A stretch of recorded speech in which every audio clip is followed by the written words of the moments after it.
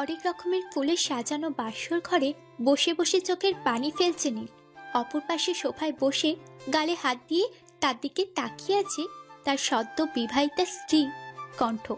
বাসর ঘরে বসে নতুন বউ কাঁদলে তা মানা যায়, কিন্তু বাসর ঘরে বসে যদি কোনো বর কান্না করে তাহলে কি তা মানা যায়? এই চাইতে উদ্ভট ঘটনা পৃথিবীতে দুটো আছে বলে মনে হয় না। নীলের কান্নায় কণ্ঠর প্রচন্ড বিরক্ত হচ্ছে। সে বুঝতে পারছে না এত কান্নার কি হয়েছে। বিয়েই তো বলছে, অন্য কিছু তার না। কণ্ঠ কোনো কথা না বলে চরম বিরক্তির সহিত ওয়াশরুমে চলে যায়। নীল একবার আর চোখে কণ্ঠের চাওয়ার দিকে তাকালো। কণ্ঠকে দেখলেই নীলের কান্না উপচে পড়ছে। এই ছিল তার কপালে। সে তো কোনো দিনও কারোর ক্ষতি করেনি, তাহলে এটা কেন হলো তার সাথে? কেন হলো এমন? এর থেকে তো ভালো ছিল সে সারা জীবন চিরকুমার হয়ে থেকে যেত। কিছুক্ষণ পর ফ্রেশ হয়ে ওয়াশরুম থেকে বেরিয়ে আসে কণ্ঠ। কণ্ঠ একবার নীলের দিকে তাকালো। সে এখনো কান্নায় মগ্ন। এনাফ নীল, আর কত কাঁদবি? এমন ভাব করছিস কেউ তোরে রেপ করছে। ছি, এগুলো কেমন ভাষা? নাক সিটকে বলল নীল।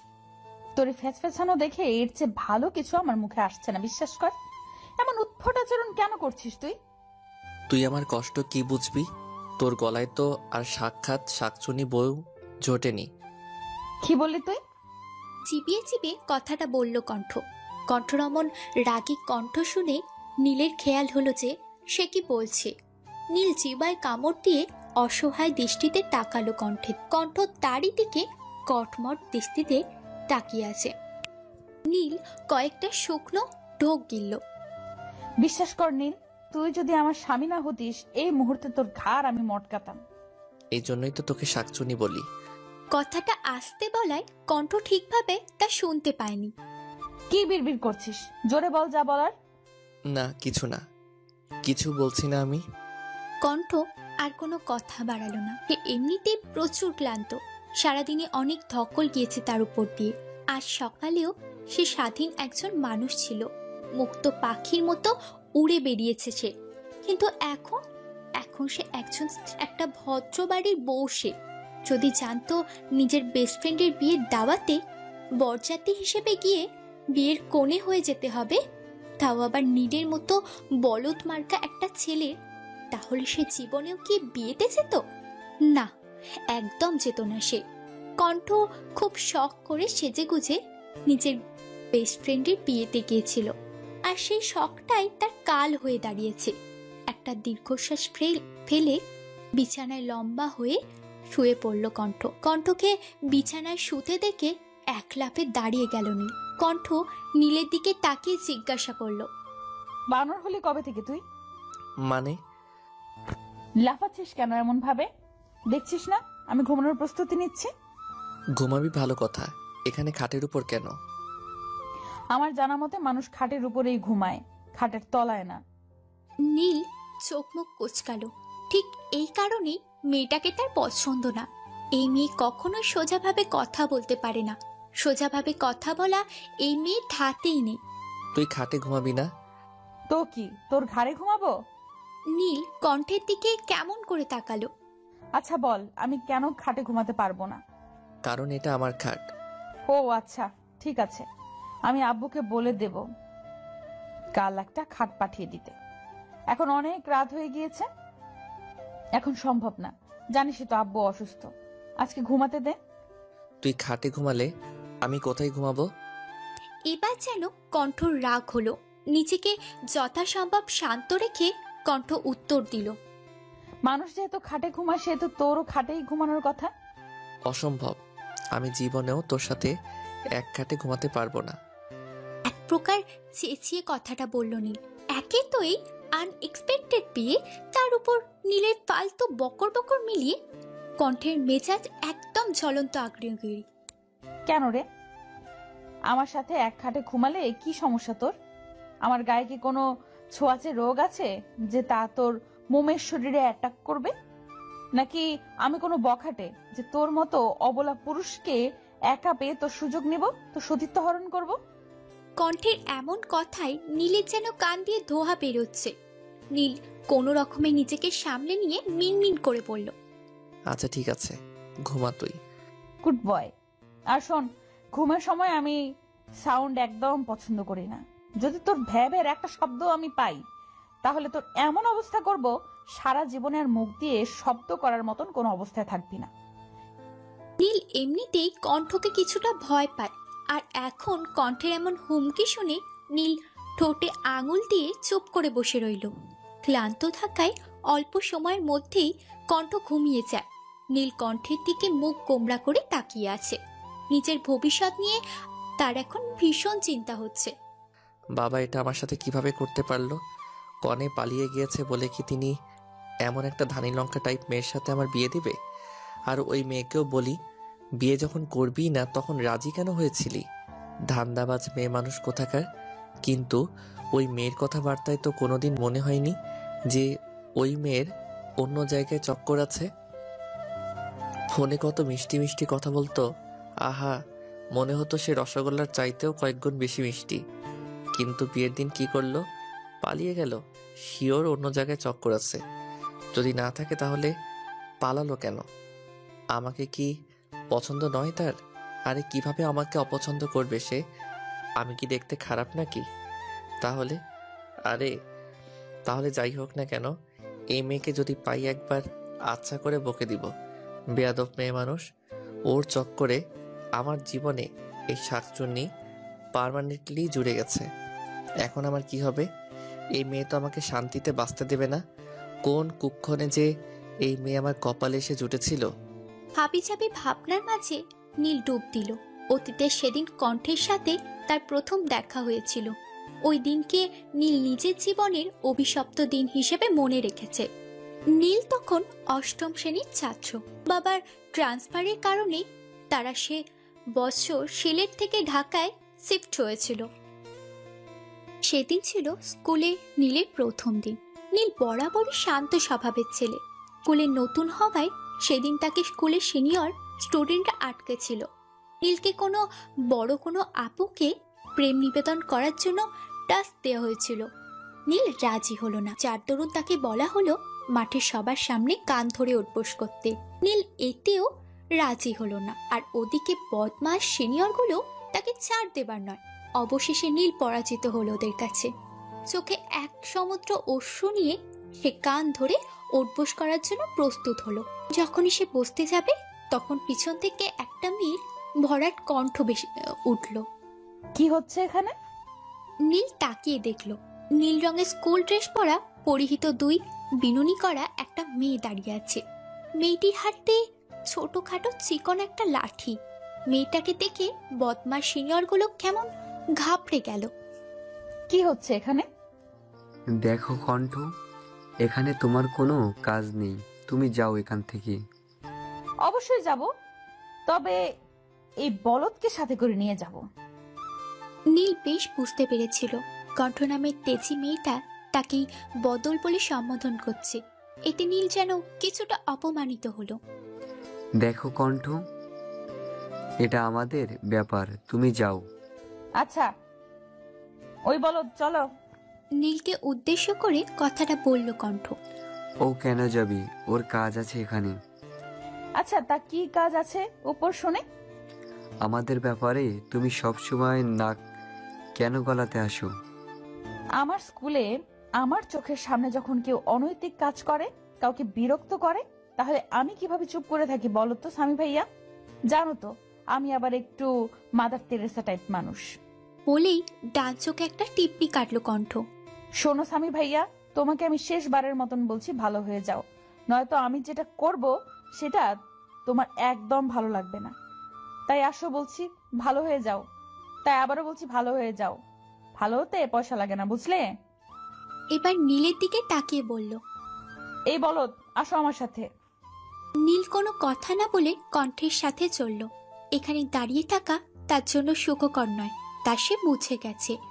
আগে আগে হাঁটছে কণ্ঠ, আর তাকে ভদ্র ছেলের মতো অনুসরণ করছে নীল। নাম কি? কণ্ঠের আচমকা প্রশ্নে ঘাবড়ে যায়নি, সে ঘামছে। কণ্ঠ শত বিরক্তি নিয়ে নীলের দিকে তাকিয়ে আছে। এমন ছেলে তার মোটেও পছন্দ না। ছেলে হয়ে জন্মেছিস, ভয় পাবি কেন? ভয় পাওয়া কি তাদের মানায় নাকি? আজও আমি শুধু নাম বলতে বলেছি, কাউকে খুন করতে বলিনি যে তুমি এমন ঘাবড়ে যাচ্ছ। Be easy man. নীল স্বাভাবিক হতে পারল না। কণ্ঠ এবার নরম স্বরে জিজ্ঞাসা করলো, নাম কি তোমার চান্দু? নীল। নীল? হলুদ কেন নয়? কথাটা বলে কণ্ঠ পা থেকে মাথা অব্দি একবার নীলকে স্ক্যান করলো। কণ্ঠের এমন দৃষ্টিতে নীল আরো ঘাবড়ে গেল। তোমার নাম নীল না হয়ে লাল হলে ভালো হতো। দেখো তোমার মুখটা কেমন লাল টমেটোর মতো হয়ে গেছে। নীল কিছু বলল না, সে অবলা ছেলের মতো দাঁড়িয়ে রইল। আচ্ছা বাদ দাও, কোন ক্লাসে তুমি? ক্লাস 8। আরে আমি তো সেম ক্লাস। আমি তো কি তুমি করে বলছি? ও আমিও না কত ফর্মালিটি করি। শোন চান্দু, আজকে থেকে তুই আবার আমার ফ্রেন্ড, যেন তেন ফ্রেন্ড না। এখন থেকে আজ থেকে তুই আমার বয়ফ্রেন্ড, বুঝেছিস? আমি আপনার বেস্ট ফ্রেন্ড কেন হতে যাব? আমি তো আপনাকে চিনিও না। কণ্ঠ মুখ বাঁকালো। ওই আপনি আপনি কি করছিস? আমি কি তোর খালাম্মা লাগে নাকি? তুই করে বলবি। তুই ছাড়া অন্য কিছু বললেই মাইর, একেবারে কঠিন মাইর, মনে থাকবে? আর চিনিস না তো কি হয়েছে, আস্তে আস্তে চিনে যাবি। নো প্যারা। আর শোন, একদম আপনি আপনি করে বলবি না, আপনি আপনি করবি না, বলে দিলাম। নীল ভয় পেল। সে মাথাটা হালকা উপর নিচ করে বুঝলো তার মনে থাকে সে এখন থেকে কণ্ঠকে তুই বলে সম্বোধন করবে। সেদিন থেকে কণ্ঠ আছে নীলের জীবনে। একসাথে স্কুল, কলেজ, অতঃপর ভার্সিটি। ভার্সিটি নিয়ে আবার আরেকটা ঝামেলা হয়েছিল। নীল পড়ালেখায় ভালো ছিল, অন্যদিকে কণ্ঠ তার ছন্ন ছাড়া স্বভাবের জন্য সবসময় টেনে টুনে পাশ করত। স্বাভাবিকভাবেই নীলের পাবলিক ভার্সিটিতে হয়ে গেল, কিন্তু কণ্ঠের হয়নি।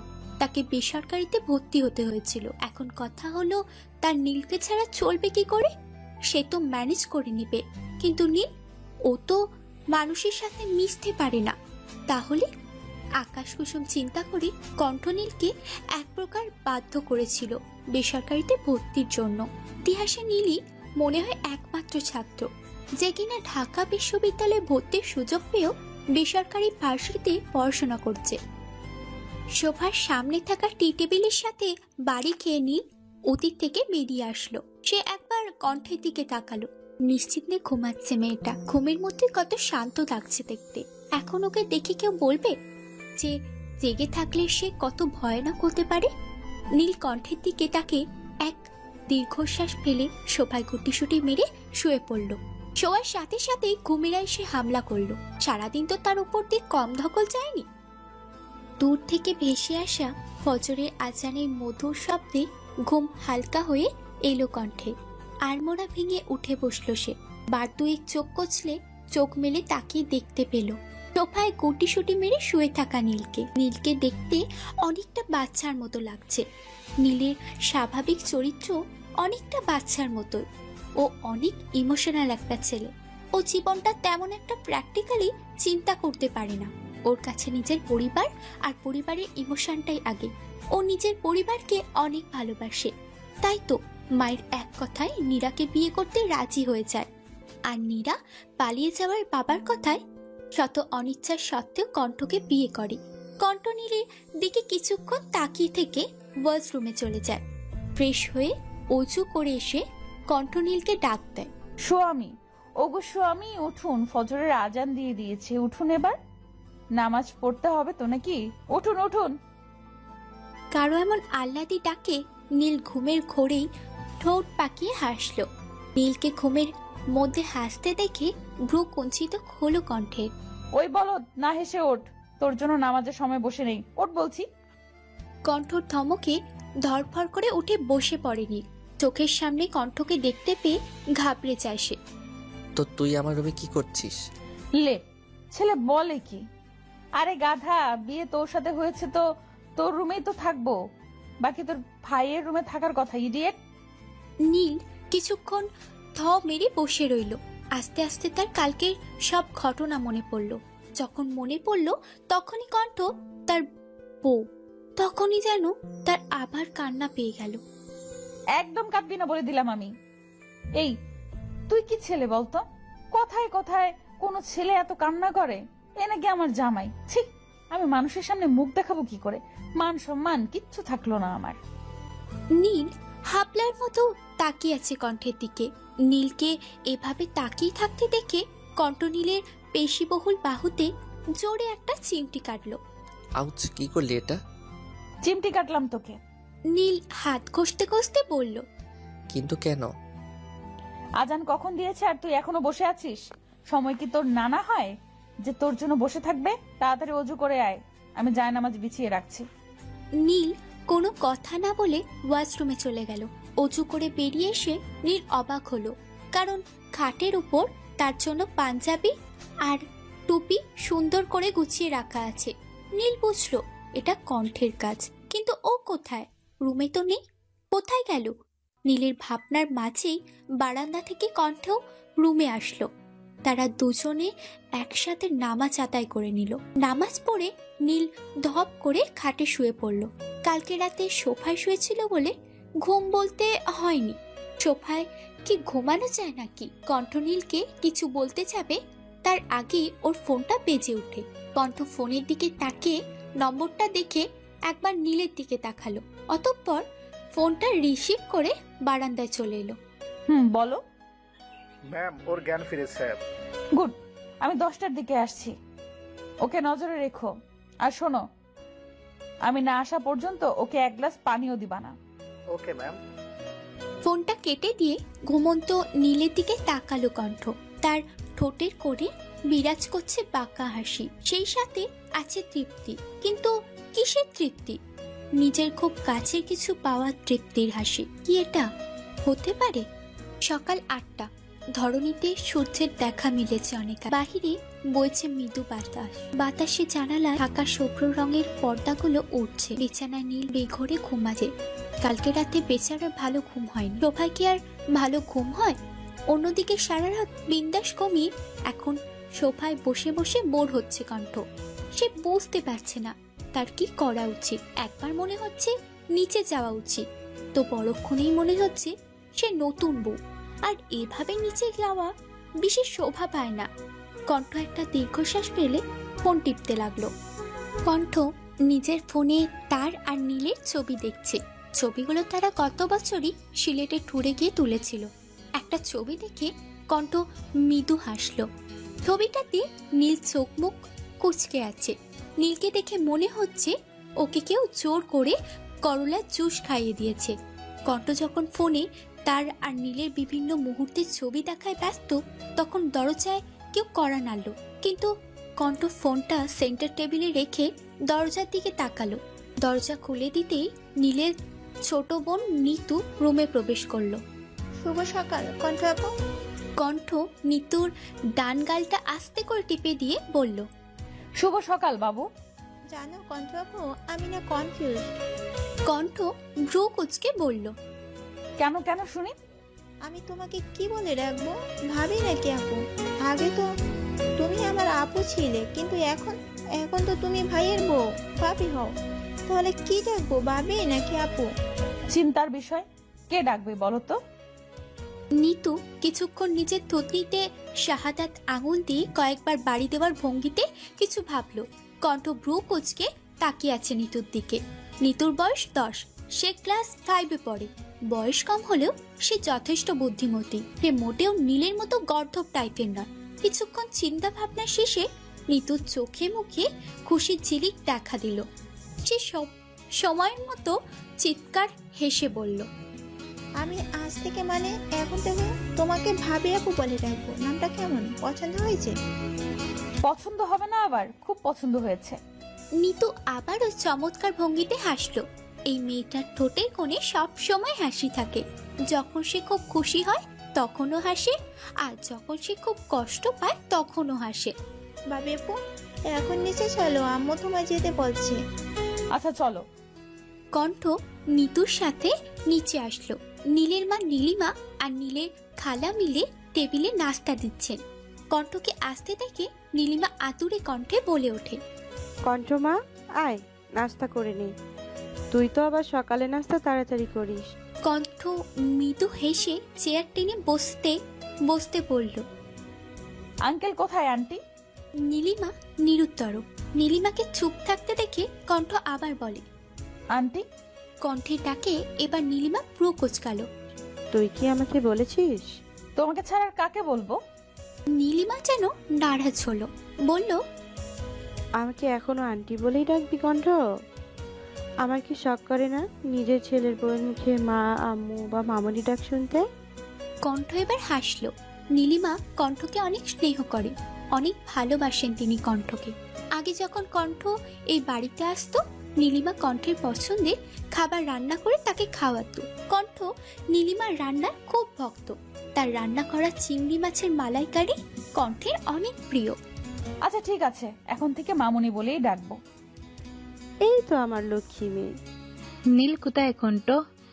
এখনো উঠেনি? না খালামুনি, নামাজ পড়ে ঘুমিয়েছে। ছেলেটাও না, একটু ঘুম কাতুরে। তুই খাওয়া শুরু কর। বাকি সবাই কোথায়? সবাই রিসেপশনের কাজে ব্যস্ত আছে, তুই খাওয়া শুরু কর। কণ্ঠ কোনো কথা না বলে খাবার মন দিল। খাবার শেষ করে কণ্ঠ রুমে গেল। নীল এখনো ঘুমাচ্ছে, শান্তিতে ঘুমাচ্ছে সে। কণ্ঠের কেন যেন নীলের এই ঘুমের সহ্য হলো না। ভিতর থেকে তার অন্তর আত্মা তাকে বারবার বলছে, না কণ্ঠ না, তুই নীলকে এত শান্তিতে ঘুমাতে দিতে পারিস না।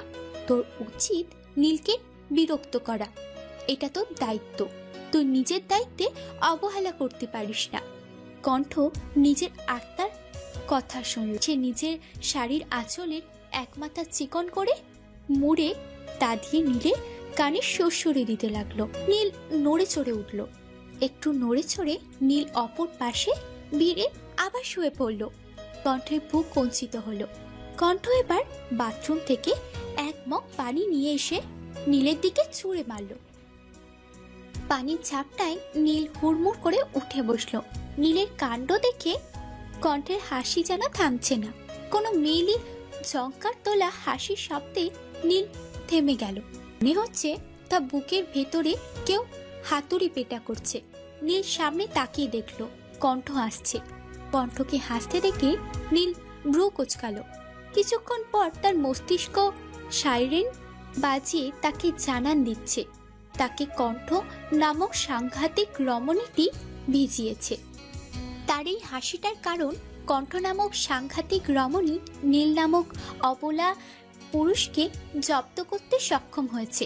যদিও নীল নামক অবলা পুরুষটি সবসময় এই কণ্ঠ নামক তেজি রমণীর কাছে পরাজিত।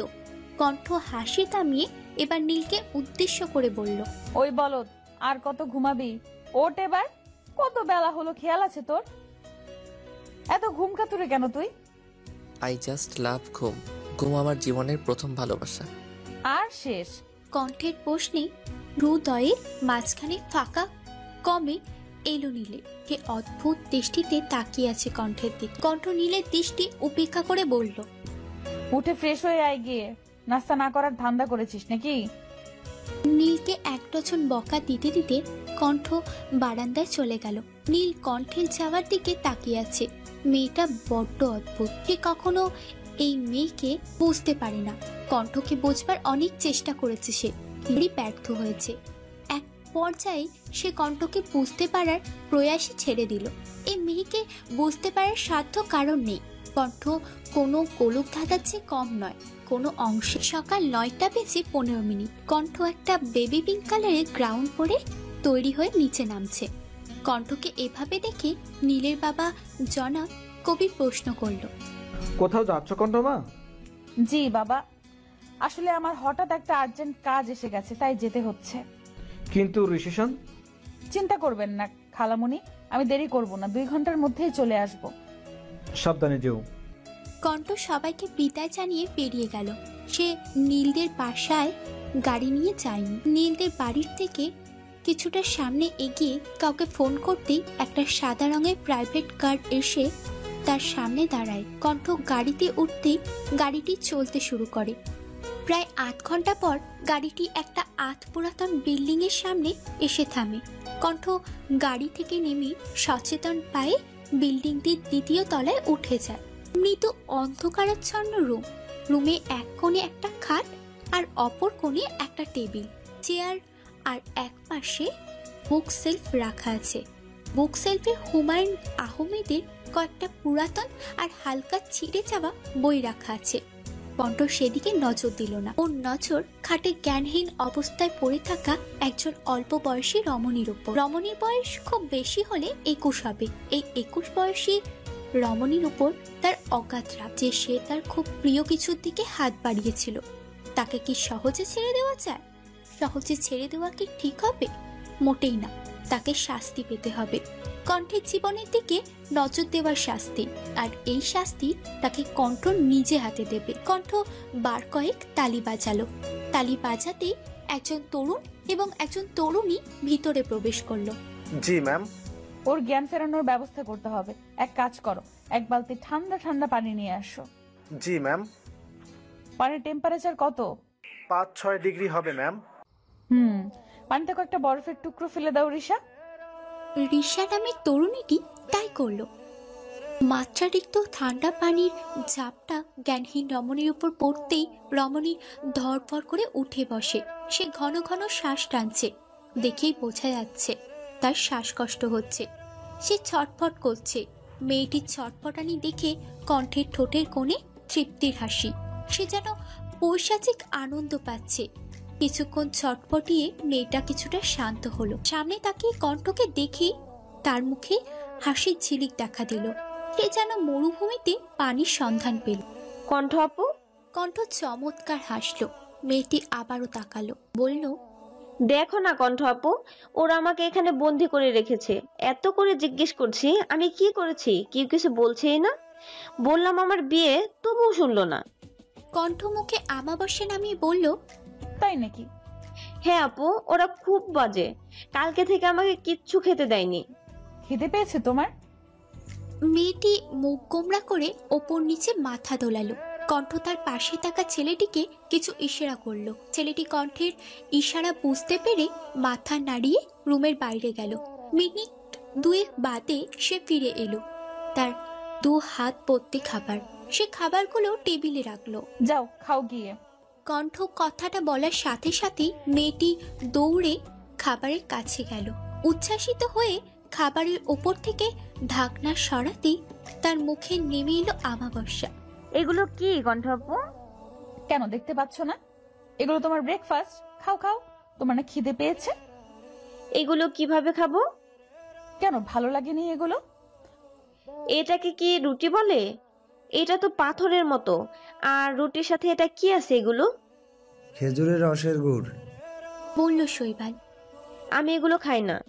শৈবাল, নীরা ম্যাডাম এগুলো খান না। এগুলো নিয়ে যাও, ম্যাডাম না খেয়ে থাকবেন। আমি কখন বললাম আমি না খেয়ে থাকবো?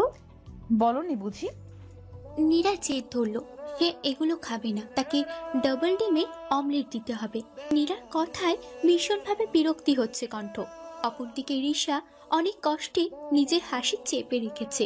যে কিডন্যাপ করলো তাকে ডাবল ডিমের অমলেট দিতে বলছে। শোনো, মেয়ে যদি খেতে চাও তাহলে এগুলোই খেতে হবে। এগুলো খেতে না চাইলে উপবাস থাকো। এক একজন জ্বালিয়ে খেলো আমায় একেবারে। কণ্ঠের ধমকে নীরা কেঁপে উঠল। তার চোখ ভরে উঠল তপ্ত অশ্রুতে। কণ্ঠ আরেক দফা বিরক্ত হলো। কান্না কি এখন নতুন ট্রেন্ড হিসেবে চালু হয়েছে নাকি? যাকে দেখি সেই কান্না করে। এদের সমস্যা কি ভাই? চোখের পানি এত কাছে কেন এদের? কান্নায় কি আছে আমি বুঝি না। নীরা ফুপিয়ে ফুপিয়ে কাঁদছে। আমাকে এখান থেকে নিয়ে চলো কণ্ঠ আপু, আমি এখানে থাকবো না। শৈবাল, শৈবাল আমাদের নীরা ম্যাডাম তো এখানে থাকতে চাচ্ছে না। কি করা যায় বলো তো?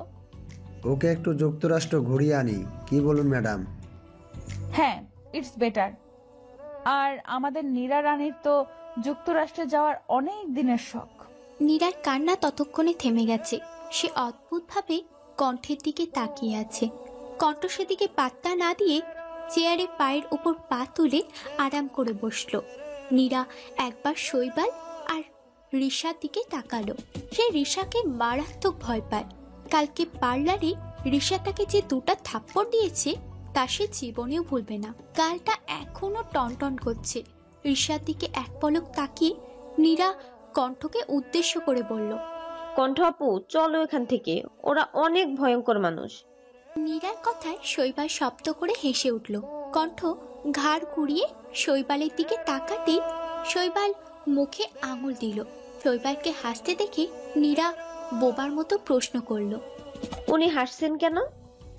এই বুদ্ধি নিয়ে তুমি আমার কলেজার দিকে হাত বাড়িয়েছিলে, আমার সাথে টক্কর নিতে এসেছিলে, তারিফ করতে হয়। এবার কণ্ঠ আলতো হাসলো।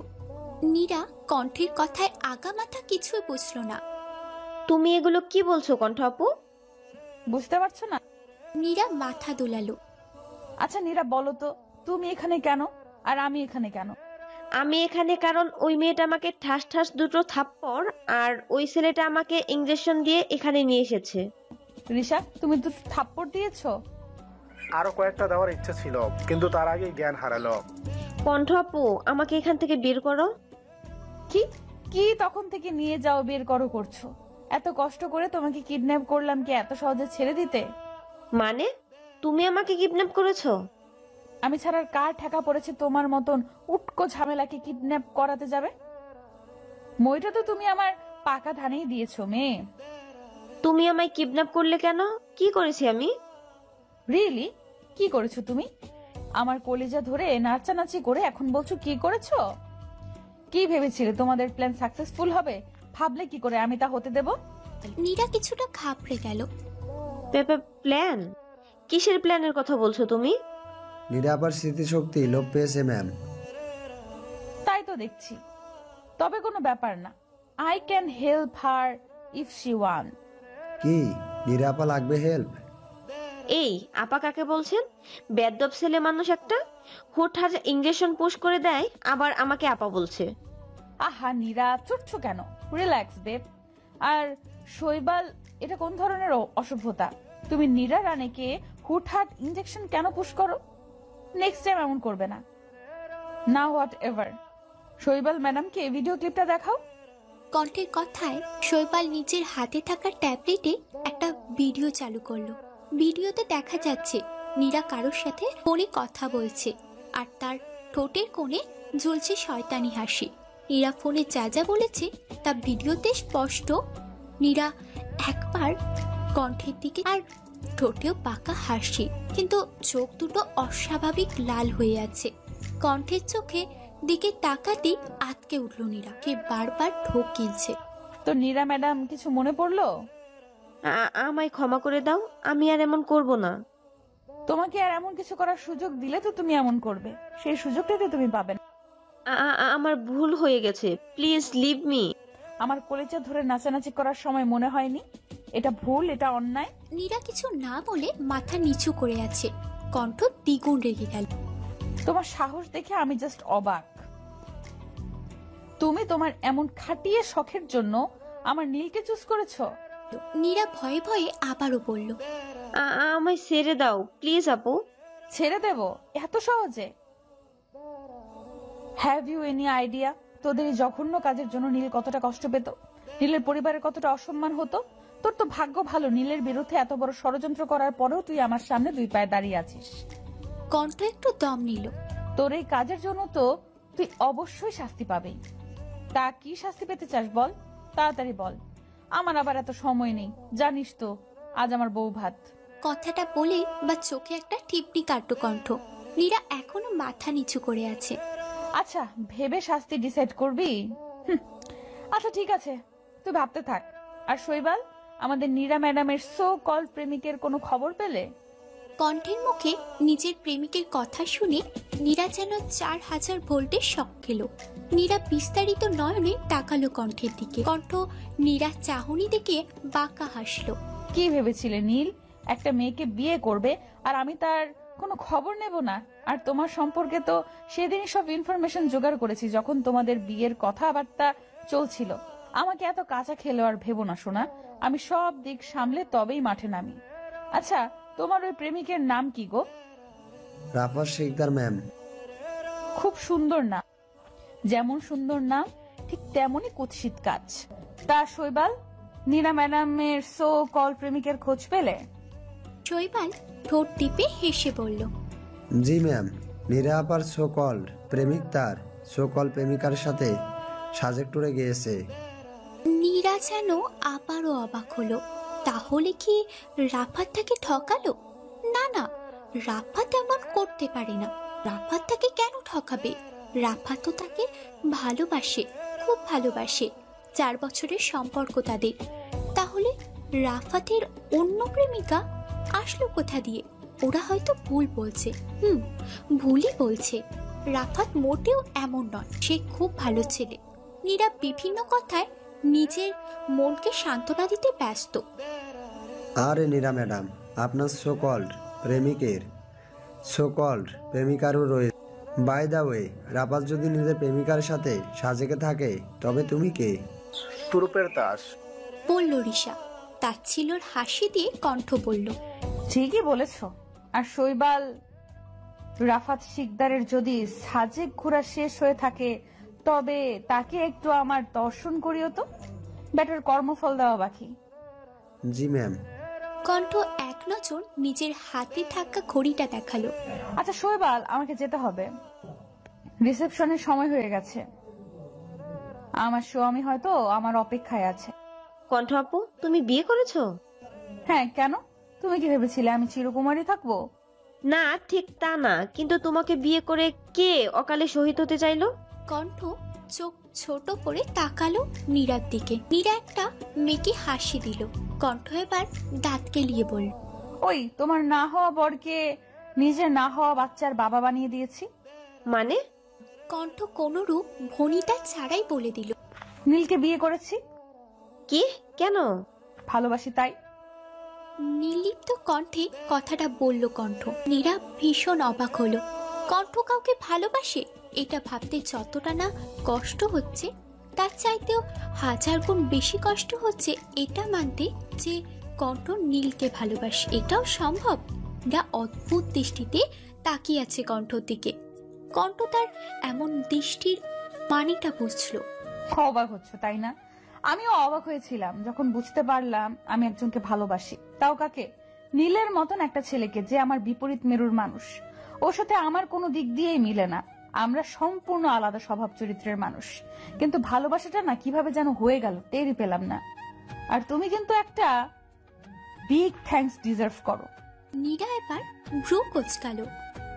তোমার জন্য তো বুঝতে পেরেছিলাম আমি নীলকে ঠিক কতটা ভালোবাসি।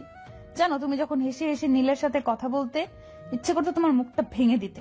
রাতের বেলায় যখন নীলকে ফোন করলে ওর ফোন বিজি পেতাম, তখন সব ধ্বংস করে দিতে ইচ্ছে করতো। যখন তুমি নীলের হাত ধরে হাঁটতে মন চাইতো, তোমার হাতটা সুন্দর করে তোমার শরীর থেকে আলাদা করে দিই। অনেক কষ্টে তোমাদের বিয়ের দিন পর্যন্ত অপেক্ষা করেছি, জানো। দিন যেন কাটছিলই না।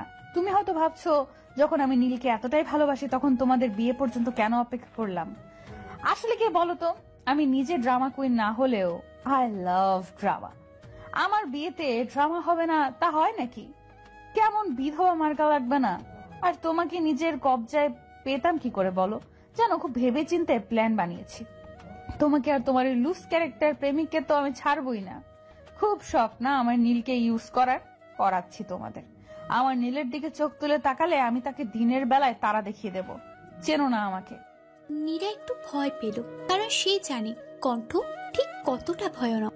শৈবাল, রিশা নজর রেখো ওর দিকে বলেই দরজার দিকে চলল। দরজার কাছে গিয়ে সে শৈবালকে কিছু একটা ইশারা করলো। অতঃপর সে চলে গেল। রিসেপশনের সময় হয়ে গেছে। মেহমানরা আসতে শুরু করে দিয়েছে, অথচ কণ্ঠের দেখা নেই। সকলে চিন্তার শেষ।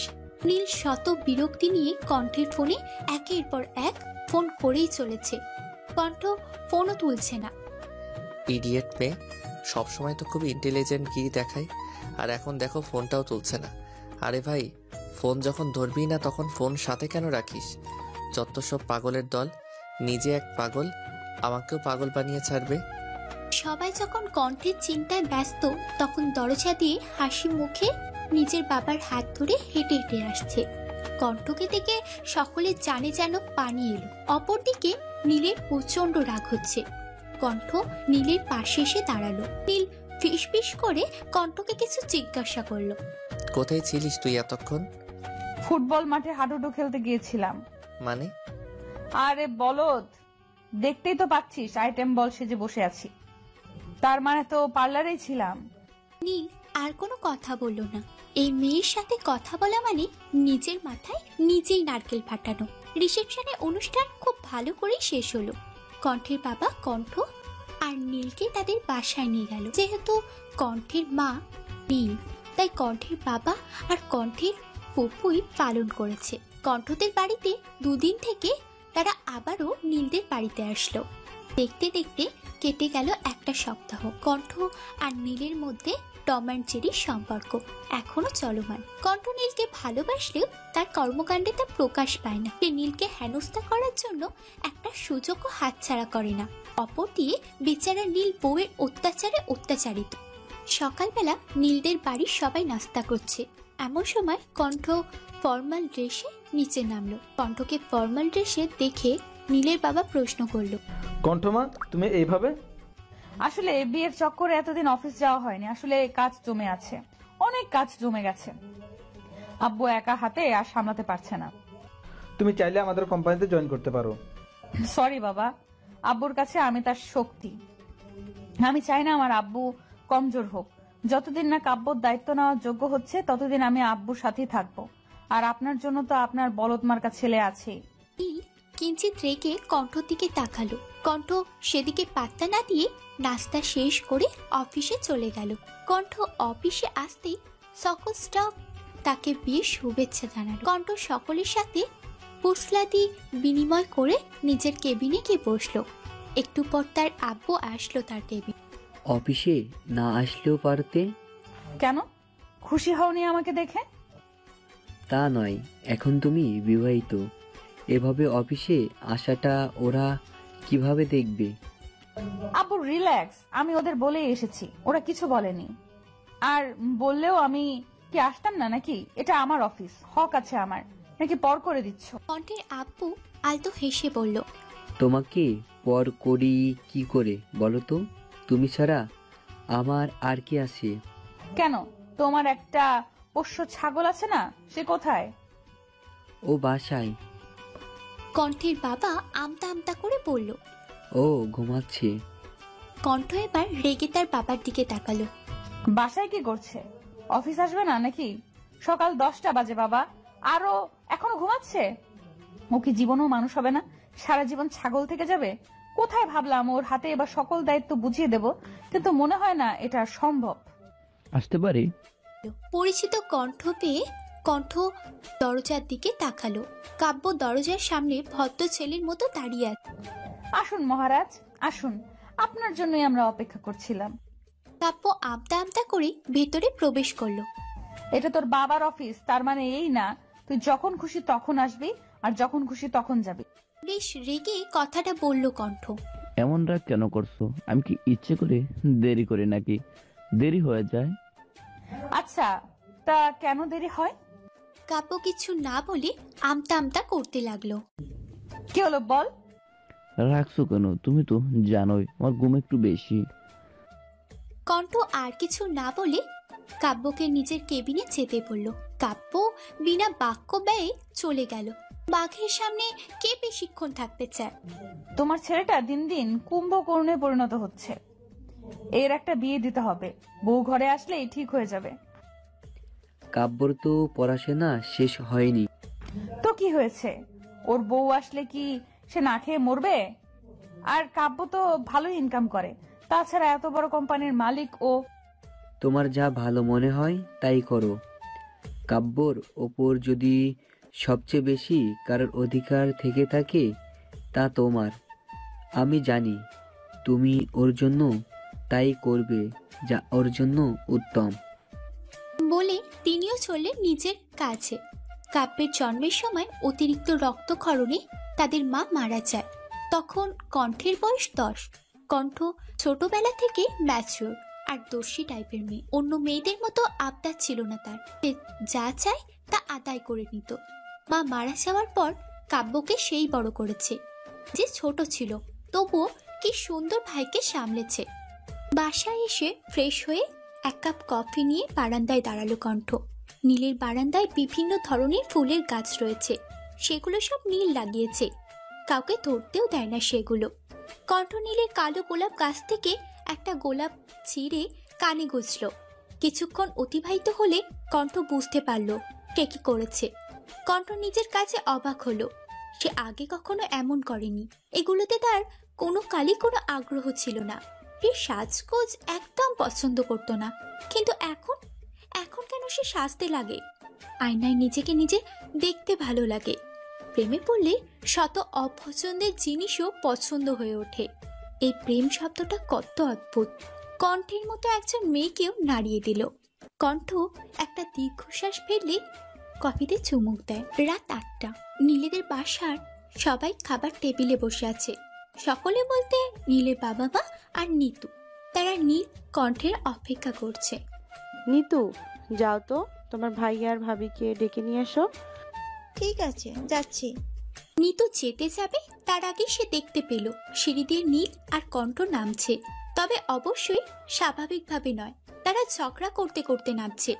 ঝগড়া করতে করতে দুজন টেবিলে এসে বসলো। নীল, এটা কোন ধরনের অসভ্যতা?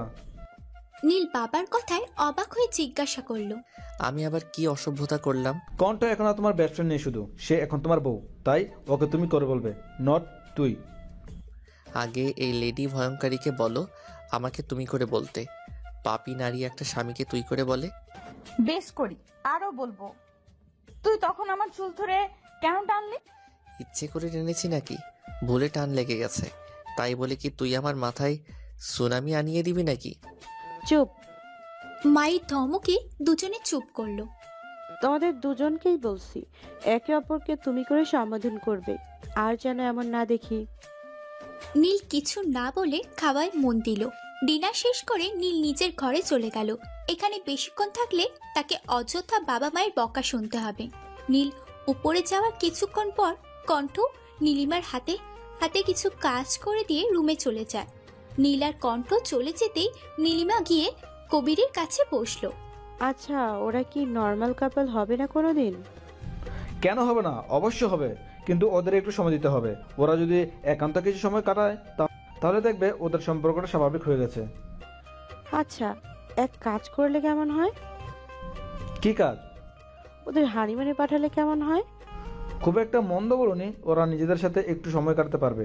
সম্পর্কটাও আর শুধু বন্ধুত্ব আটকে থাকবে না। আমি কালকে সকালে ওদের ব্যাপারটা বলে দেখবো। না না, শুধু দেখলে হবে না, যে করেই হোক ওদের দূরে কোথাও পাঠাতে হবে। আচ্ছা, আমি সকালে দেখছি। কণ্ঠ রুমে গিয়ে দেখলো নীল সোফায় বসে বসে কপাল ঘষছে। কণ্ঠ বুঝতে পারলো নীলের মাথা ব্যথা করছে। আর করবে নাই বা কেন? একটু আগে নীলের মাথার উপর দিয়ে যে সুনামি বয়ে গিয়েছে। কণ্ঠ কোনো কথা না বলে আবার নিচে চলে গেল। এক কাপ কড়া লিকার চা করে রুমে গেল। রুমে এসে চায়ের কাপটা নীলের সামনে ধরলো। কি এটা? শুদ্ধ বাংলা ভাষায় ইহাকে চা বলিয়া গণ্য করা হয়। আমার সামনে কি করছে? ডিস্কো ডান্স দিচ্ছে। নীল কণ্ঠের দিকে বিরক্তির চাহনি নিক্ষেপ করলো। ইডিয়েট, তোর সামনে ধরেছি মানে এটা তোকে গিলতে দেওয়া হয়েছে। আমি চা পান করি না, তুই জানিস। হ্যাঁ জানি, কিন্তু কিছু করার নেই।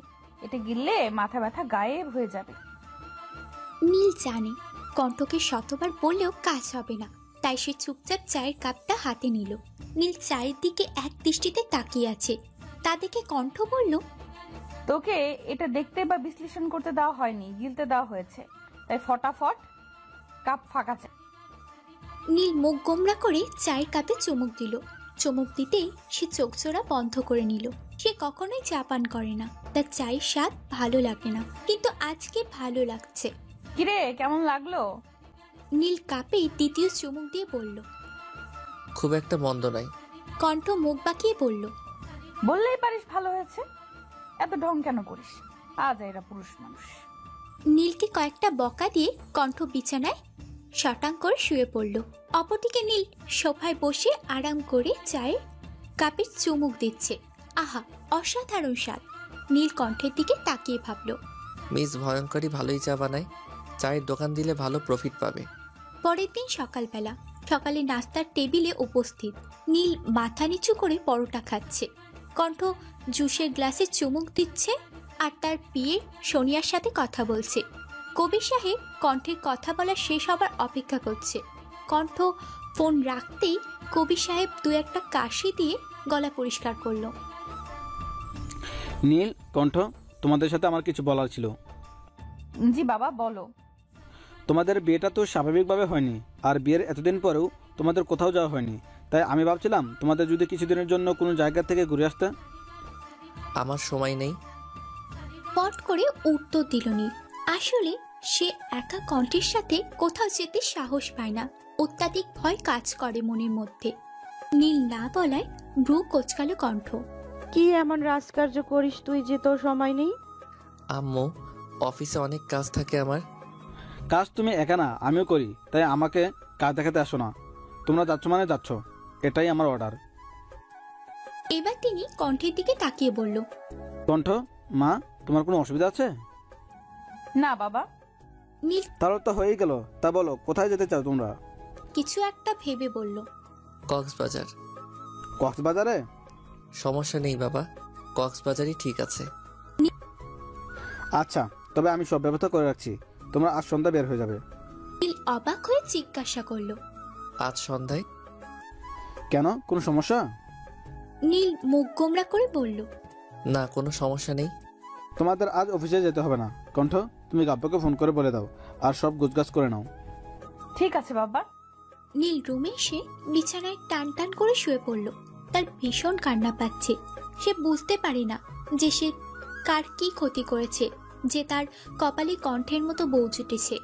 সে ভাবলো, গভীরভাবে ভাবলো, কিন্তু কিছু অনুসন্ধান করতে সক্ষম হলো না। কণ্ঠ রুমে এসে দেখলো নীল কাঁদো কাঁদো মুখ করে সিলিং এর দিকে তাকিয়ে আছে। কিরে, এভাবে শুয়ে আছিস কেন? গোছগাছ করবে না? এবার নীল উঠে বসলো। তুই রাজি কেন হলি? রাজি হব না কেন? মুখটা আরেকটু কাঁদো কাঁদো বানিয়ে বলল নীল। রাজি হবি কেন তুই? দেখ নীল, এমনিতেই কয়দিন ধরে প্রচুর মেন্টাল স্ট্রেস গিয়েছে আমাদের উপর দিয়ে, তাই এটার দরকার আছে। আমি একটু রিফ্রেশমেন্ট চাই। আর আমি ক্লান্ত, বিশ্বাস কর, আমি প্রচন্ড ক্লান্ত। তোর যদি যেতে মন না চায় তুই যাস না, আমি একাই চলে যাব। এবার নীল আমতা আমতা করে বলল, আমি কখন বললাম যাব না? তাহলে ঠেডার মতো বসে আছিস কেন? গোছগাছ কি তোর নীরা এসে করে দিয়ে যাবে, ইডিয়েট? কে নীরা? রু কুচকে জিজ্ঞাসা করলো নীল। নীলের প্রশ্নে অদ্ভুত এক রিয়াকশন দিল কণ্ঠ। সিরিয়াসলি নীল, তুই নীরাকে চিনিস না? চিনলে কি জিজ্ঞেস করতাম না? তোর না হওয়া বউয়ের নাম কি ছিল? নীল নিজের হৃদয় আরেকটু কুঞ্চিত করে জিজ্ঞাসা করলো, ওই মেয়ের নাম নীরা ছিল, আসলে মনে নেই। মনে না থাকলেই ভালো।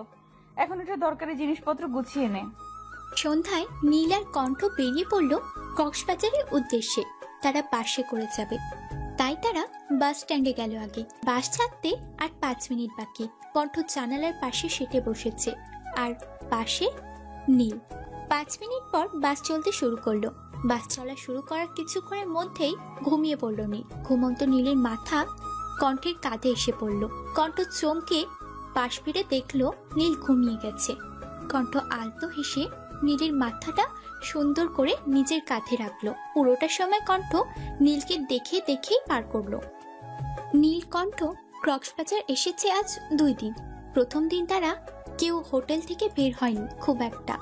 জার্নির ফলে তারা দুজনেই ভীষণ ক্লান্ত ছিল, যার দরুন প্রথম দিন কিছুক্ষণ ঘুরে টুরে বাকি সময় ঘুমিয়ে কাটিয়েছে তারা।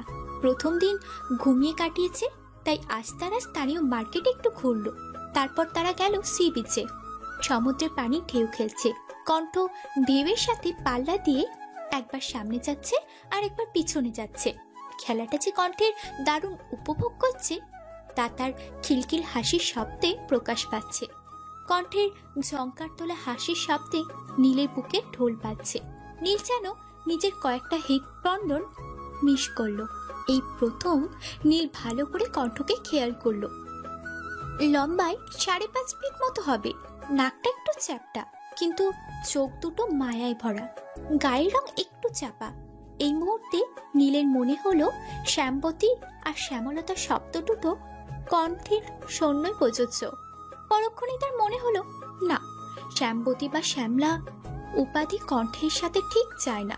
শ্যামবতী মেয়েদের সর্বাঙ্গে দয়ামায়ের বিচরণ থাকবে, যা কণ্ঠের মধ্যে ছিটে ফোটাও নেই। এই কণ্ঠের হাসি মুখে দিকে তাকিয়ে আছে, তার চোখেও তার ঠোঁটের কোণেও আছে হাসি। একসময় নীল অনুভব করলো কণ্ঠের হাসি মুখ দেখতে তার ভালো লাগছে, মনের মধ্যে অন্যরকম এক প্রশান্তি অনুভব করছে। আগে তো এমন হয়নি কখনো, তবে আজ কেন হচ্ছে? উত্তরটা নীলের জানা নেই। নীল একটা দীর্ঘশ্বাস ফেলল। নীল দেখলো কণ্ঠ বালুতে কিছু আঁকছে। কণ্ঠের কাণ্ডে নীলের বুক কুঞ্চিত হলো। কি করছে এই মেয়ে? আর আজ এমন বাচ্চাদের মতো আচরণ কেন করছে? কণ্ঠ কি আঁকছে তা দেখতে নীল এগিয়ে গেল কণ্ঠের দিকে। গিয়ে দেখলো কণ্ঠ একটা মানুষের ছবি এঁকেছে। না, ঠিক মানুষ না, এটাকে মানুষের চিত্র বললে মানুষের সকল চিত্র চরমভাবে অপমানিত হবে, আর নীল সেটা করতে চায় না। তাই এটার নাম মানুষের চিত্র দিল না। নীলের চোখ আটকালো চিত্রের নিচে থাকা 3 অক্ষরের ইংরেজি লেখার দিকে। সেখানে স্পষ্ট করে লেখা আছে নীল। নীল পুনরায় একটা দীর্ঘশ্বাস ফেলল। নীলকে দেখে কণ্ঠ উচ্ছ্বাসিত কণ্ঠে বলল, দেখ তো ছবিটা কেমন হয়েছে, একদম তোর মতো, তাই না? নীল কিছু না বলে সমুদ্রের পানির দিকে দৃষ্টি নিক্ষেপ করলো। তোর কি মন খারাপ নীল? কণ্ঠ নরম গলায় জিজ্ঞাসা করলো। নীল আবারও নিরুত্তর। নীল, তুই ঠিক আছিস? মনে হয় না। বেশ সময় নিয়ে উত্তর দিল নীল। মানে? জানি না রে, কিচ্ছু বুঝতে পারছি না কি হচ্ছে আমার সাথে। কেমন অগোছালো লাগছে নিজেকে। এর জন্যই বলি গাঁজাটা যা কম গিল, কিন্তু আমার কথা শোনা তো তোর ধাঁচে নেই। নীল শান্ত দৃষ্টিতে একবার কণ্ঠের দিকে তাকালো। সূর্যাস্তের কমল আভায় কণ্ঠের মুখোশী কেমন তিক্ত লাগছে। কণ্ঠের ঘরমাক্ত মুখ অনেক বেশি মোহনীয় লাগছে নীলের কাছে। নীলের বুকের বাঁ পাশটা ধক করে উঠল। তার নিঃশ্বাস যেন আটকে আসছে। এমন হাদার মতো তাকিয়ে আছিস কেন? হাতার শব্দটা শুনে নাক সিটকালো নীল। নীলকে নাক কুচকাতে দেখে কণ্ঠ দুষ্টু হেসে বলল, এমনিতে তো আমার দিকে তাকাস না, আর আজকে তাকিয়েই আছিস। আমার প্রেমে পড়েছিস নাকি নীল? প্রেমে? তাও তোর? In your dream. আমার এতটাও খারাপ সময় আসেনি আমি তোর প্রেমে পড়ব। আমার প্রেমে কেন পড়বি তুই? তুই তো পড়বি নীরার প্রেমে, যে তোকে মাঝ রাস্তায় ফেলে চলে যাবে। নীল মুখ বাঁকালো। সন্ধ্যার পরে তারা সমুদ্রের তীরে বারবিকিউয়ের আয়োজন করলো। কণ্ঠ দক্ষ হাতে শুকনো কাঠ এনে তাতে আগুন জ্বালালো। বারবিকিউ প্রোগ্রাম শেষ করে তারা রিসর্টে ফিরলো। কণ্ঠ রিসর্টে এসে লম্বা একটা শাওয়ার নিল। শাওয়ার নিয়ে বাইরে এসে রুমে নীলকে না দেখতে পেয়ে একটু অবাক হলো কণ্ঠ। কোথায় গেল সে? কণ্ঠ ভাবনার মাঝে নীলের আওয়াজ পাওয়া গেল। আমি বারান্দায়। কণ্ঠ মুচকে হাসলো। তোয়ালেটা চেয়ারে মেলে দিয়ে কণ্ঠ বারান্দায় চোখ বন্ধ করে বারান্দায় দাঁড়িয়ে আছে। কণ্ঠ একবার নীলের দিকে তাকিয়ে অন্ধকারে কিছুক্ষণ বারান্দায় কাটিয়ে কণ্ঠ রুমে চলে আসলো। তার ভীষণ ঘুম পাচ্ছে। কণ্ঠ রুমে আসার বেশ কিছুক্ষণ পর নীল রুমে আসলো। কণ্ঠ তখন ঘুমে বিভোর। ঘুমের মধ্যে কণ্ঠকে দেখতে একদম বাচ্চাদের মতো লাগছে। নীল আলতো হেসে কণ্ঠর গায়ে ব্ল্যাঙ্কেট চাপা দিয়ে কণ্ঠর দিকে মুখ করে শুয়ে পড়ল। নীল অপলক দৃষ্টিতে তাকিয়ে আছে কণ্ঠর দিকে। বাতাসে কণ্ঠের অবাধ্যর্য তার বারবার মুখে এসে পড়ছে। নীল আলতো হাতে কণ্ঠের চুলগুলো ওর কানের পিছনে গুজে দিল। বাকিটা রাত নীল কণ্ঠকে দেখে কাটিয়ে দিল। কক্সবাজারে আরো 2 দিন কাটিয়ে ঢাকায় ফিরে নীল আর কণ্ঠ। ঢাকায় ফিরতেই শুরু হয় তাদের ব্যস্ততা। আবারও সেই রোজকার রুটিন। এর মধ্যে রাফাতও তার প্রেমিকের সাথে সাজেক ট্যুর থেকে ফিরে এসেছে। রাফাত ঢাকায় পা রাখতে না রাখতেই শৈবাল তাকে নিজস্ব কায়দায় তুলে আনে। তাকে আপাতত নীরার পাশের রুমে বন্দি করে রেখেছে। অফিস থেকে কণ্ঠ সেখানেই যাবে। কণ্ঠের আজকে অফিসে দেওয়ার ইচ্ছে ছিল না, কিন্তু কাব্য একটা গন্ডগোল পাকিয়েছে। সেটা ঠিক করতেই তাকে যেতে হচ্ছে। কণ্ঠ অফিসে এসে দেখলো কাব্য নিজের কেবিনে মাথা নিচু করে বসে আছে। কণ্ঠ ধীর পায়ে এগিয়ে গেল ভাইয়ের দিকে। কাব্যের কাঁধে হাত রাখতে কাব্য কণ্ঠকে জড়িয়ে ধরলো। কিছুক্ষণ পর কণ্ঠ নিজের কাঁধে ভেজা অনুভব করলো। তার মানে কাব্য কাঁদছে। কণ্ঠ একটা লম্বা নিঃশ্বাস নিল, তারপর কাব্যকে সোজা করে বসালো। কি হয়েছে, কাঁদছিস কেন তুই? কাব্য অস্পষ্ট সুরে উত্তর দিল, আমি ইচ্ছে করে করিনি। কাউকে খুনটুন করেছিস? কাব্য না বোধক মাথা নাড়াল। তাহলে এমন মেয়েদের মতো কাঁদছিস কেন? আর সামান্য অ্যাক্সিডেন্ট হয়েছে, বেশি কিছু না। আর আমি আসার সময় মেয়েটাকে হসপিটালে দেখে এসেছি, সে এখন ঠিক আছে, তুই প্যারা নিস না, আমি আছি তো। বিশ্বাস করো আপু, আমি ইচ্ছে করে করিনি। আমি জানি আমার ভাই ইচ্ছে করে কারো ক্ষতি করতে পারে না, চিনি আমি আমার ভাইকে, তাই রিল্যাক্স। আর মেয়েদের মতো এত কাঁদতে হবে না, মেয়েদের মতো এত কাঁদলে পরে তোর বিয়ের জন্য মেয়ে পাবো না রে ছাগল। কণ্ঠের কথায় এবার কাব্য হেসে ফেলল, হেসে কণ্ঠকে জড়িয়ে ধরলো। কণ্ঠ ভাইকে পরম যত্নে জড়িয়ে ধরলো। আব্বু কোথায় আপু? আব্বু হাসপাতালে, মেয়েটার রিলিজ করিয়ে একেবারে আসবে। রিলিজ আজকে? হ্যাঁ, ও বেশি ব্যথা পায়নি তো, শুধু ডান হাতে একটু ফ্র্যাকচার হয়েছে আর কপালে সামান্য কেটে গেছে, তুই টেনশন নিস। কাব্য মাথা ধর। শোন, তুই এখন বাড়ি চলে যা, বাড়ি গিয়ে লম্বা একটা শাওয়ার নিবি, তারপর ঘুমাবি। এর বাইরে কিছু করলে কঠিন মাইর। চল, তোকে বাসায় দিয়ে এসে আমি এক জায়গায় যাব। তুমি কোথায় যাবা? আমিও চলে যাব, আমার একটু কাজ আছে। আচ্ছা চলো। কণ্ঠ কাব্যকে তাদের বাসার সামনে নামিয়ে দিল। আপু ভিতরে আসো। আজ না, আজ আমার খুব গুরুত্বপূর্ণ কাজ আছে, অন্য একদিন আসবো পাক্কা। ঠিক আছে, সাবধানে যেও।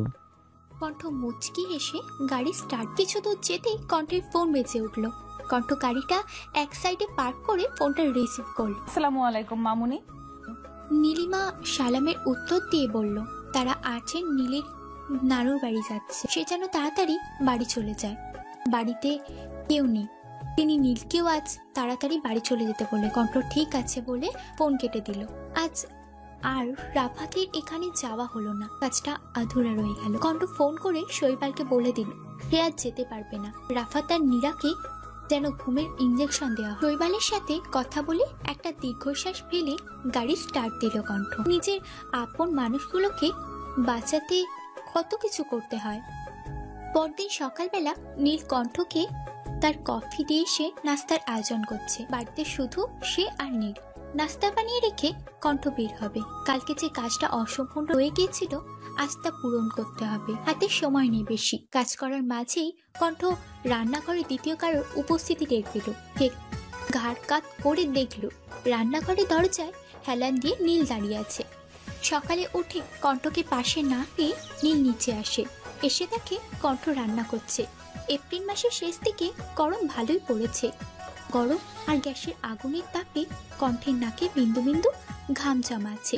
কণ্ঠের নাকে জমে থাকা ঘামগুলো নীলের কাছে যথেষ্ট মোহনীয় লাগছে। এটাও কি সম্ভব হতে পারে? আমরা যদি কারোর প্রেমে পড়ি তাহলে তার সবকিছুই আমাদের মুগ্ধ করে। নীলের অবস্থাটাও তেমন। একটা সময় ছিল যখন সে কণ্ঠকে ভয় পেত, কণ্ঠের আশেপাশে থাকতে চাইতো না, কিন্তু এখন সে সবসময় কণ্ঠের কাছাকাছি থাকবে। নীল এক ধ্যানে কণ্ঠকে দেখছে। আজকাল কেন যেন তার তৃষ্ণাক্ত চোখ দুটো শুধু কণ্ঠকে দেখতে চায়। কণ্ঠকে দেখতে না পেলে মনটা কেমন যেন অস্থির অস্থির লাগে। এই কয়দিনে তাদের সম্পর্ক কিছুটা স্বাভাবিক হয়ে গেছে, তবুও কোথাও যেন একটা বাধা রয়ে গেছে।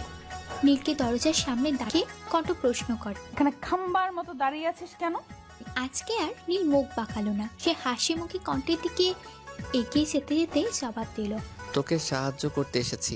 কণ্ঠ হাতের ছুরিটা একপাশে রেখে বলল, সাহায্য করতে এসেছিস তুই আমাকে? নীল হাসিটা আর একটু চওড়া করে বলল, এর আগে কখনো রান্নাঘরে এসেছিস? কোনটাকে চিনি আর কোনটাকে লবণ বলে জানিস? জানবো না কেন? তা বল শুনি, তুই কি জানিস? শোন, যেটা আমার মতো মিষ্টি সেটা চিনি, আর যেটা তোর মতন তিতা আর নোনতা সেটা হচ্ছে লবণ।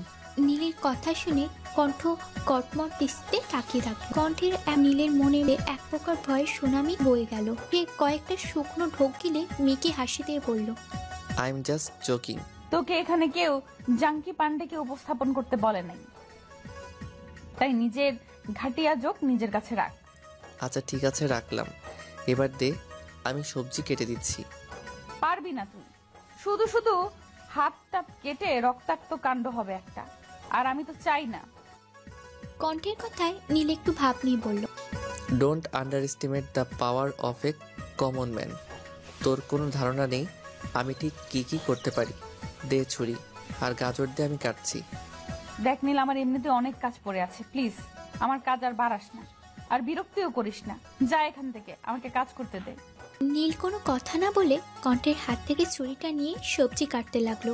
কণ্ঠ কিছুক্ষণ নীলের দিকে তাকিয়ে থেকে রুটির আটা গুলতে লাগলো। মিনিট দুয়েক বাদে নীল আমতা আমতা করে বলল, কণ্ঠ, আমি যাই বুঝলি, আমার একটা গুরুত্বপূর্ণ কাজ আছে, তুই কাজ কর, আমি যাই।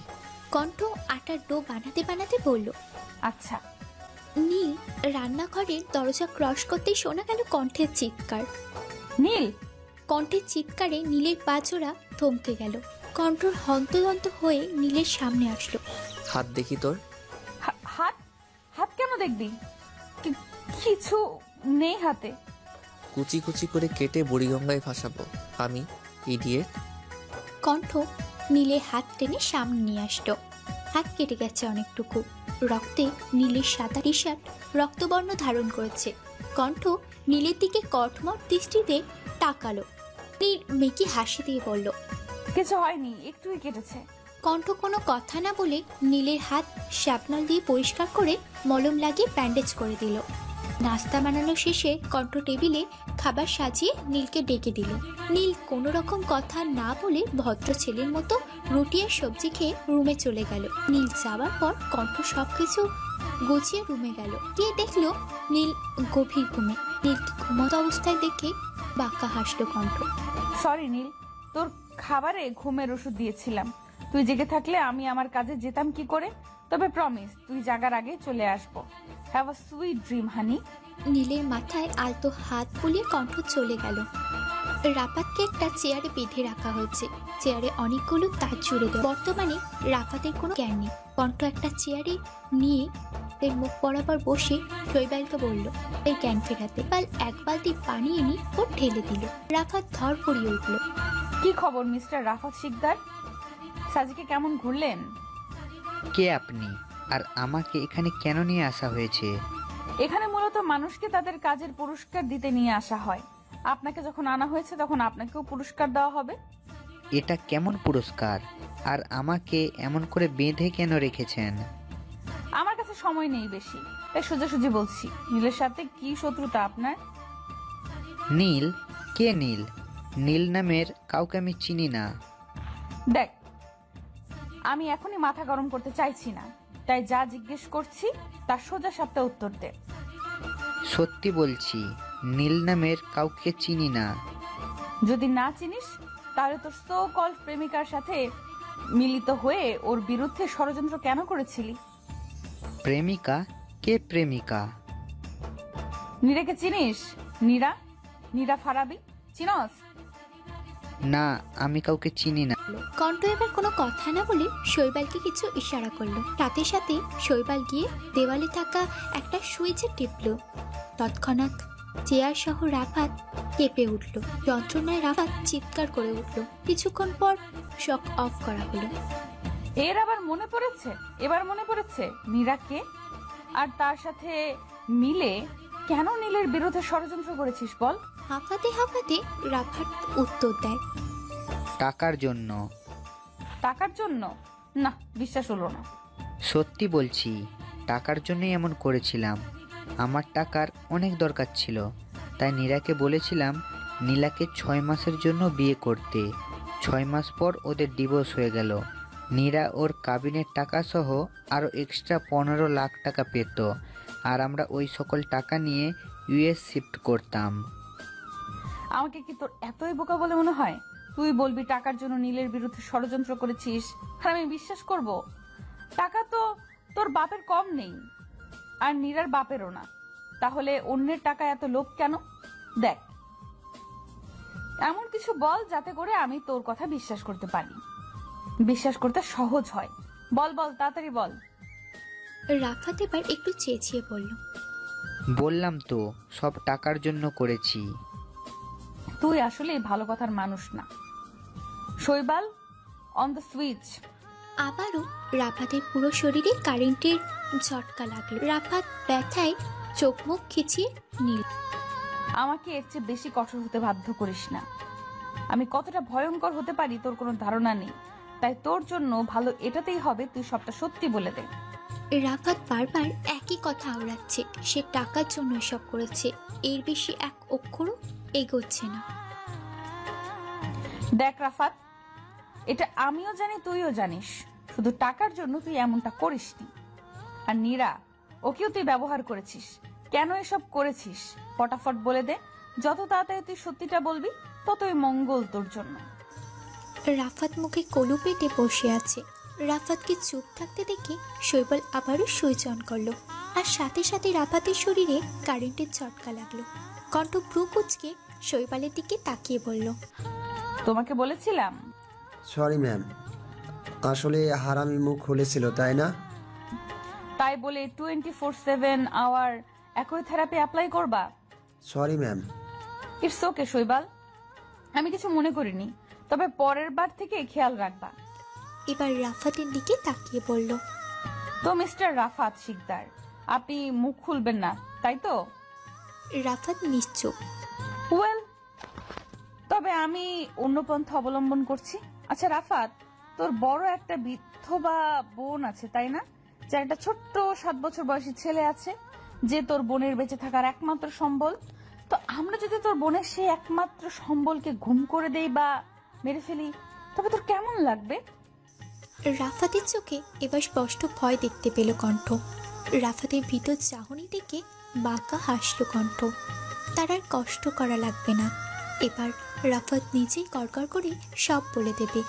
একটা মানুষকে শারীরিকভাবে আঘাত করে যতটা দুর্বল করা যায়, মানসিকভাবে আঘাত করে তার চাইতে অনেক গুণ বেশি দুর্বল করা যায়। কণ্ঠ একবার বাঁকা চোখে রাফাতের দিকে তাকিয়ে কাউকে একটা ফোন করলো। হ্যালো শাফিন, শোনো, একটা বাচ্চাকে প্রতিশোধ নিতে সব করেছি, নীলের থেকে প্রতিশোধ। রাফাত এক প্রকার চেঁচিয়ে কথাটা বলল। কণ্ঠ আবারও বাঁকা হেসে কান থেকে ফোনটা নামালো। নীল, তোর কোন পাকা ধানে মই দিয়েছিল যে তুই ওর থেকে প্রতিশোধ নিতে এসেছিস? ও একটা খুনি, খুন করেছে ও আমার বোনকে। কণ্ঠ প্রচন্ড অবাক হলো। কি বলছে ছেলে? মাথা ঠিক আছে ছেলে? নীল, আর খুন? মাথা ঠিক আছে তোর? মাথা আমার ঠিকই আছে। তোমার নীল একটা খুনি, ওর জন্য, শুধুমাত্র ওর জন্য আজ আমার বোন এই দুনিয়াতে নেই। কি দোষ করেছিলাম আমার বোন? শুধু ওকে ভালোবেসেছিল, এটাই কি ওর দোষ ছিল? কেন? ভালোবাসা কি কোনো অপরাধ? কেন নীলকে ভালোবাসার জন্য আমার বোনকে মরতে হলো? কণ্ঠের মাথা গলিয়ে যাচ্ছে। রাফাতের কোনো কথাই তার বোধগম্য হচ্ছে না। দেখ ভাই, সহজ ভাষায় সবটা বল যাতে আমি বুঝতে পারি। তখন আমার বোন সবে অনার্সে ভর্তি হয়েছিল। কলেজের নবীনবরণ অনুষ্ঠানে রাফিয়া নীলকে প্রথম দেখেছিল, আর প্রথম দেখাতেই ও নীলকে ভালোবেসে ফেলে। একদিন সাহস করে ও নীলকে নিজের মনের কথাটা বলেছিল, কিন্তু নীল কি করলো? ভরা ক্যাম্পাসে ওকে অপমান করলো।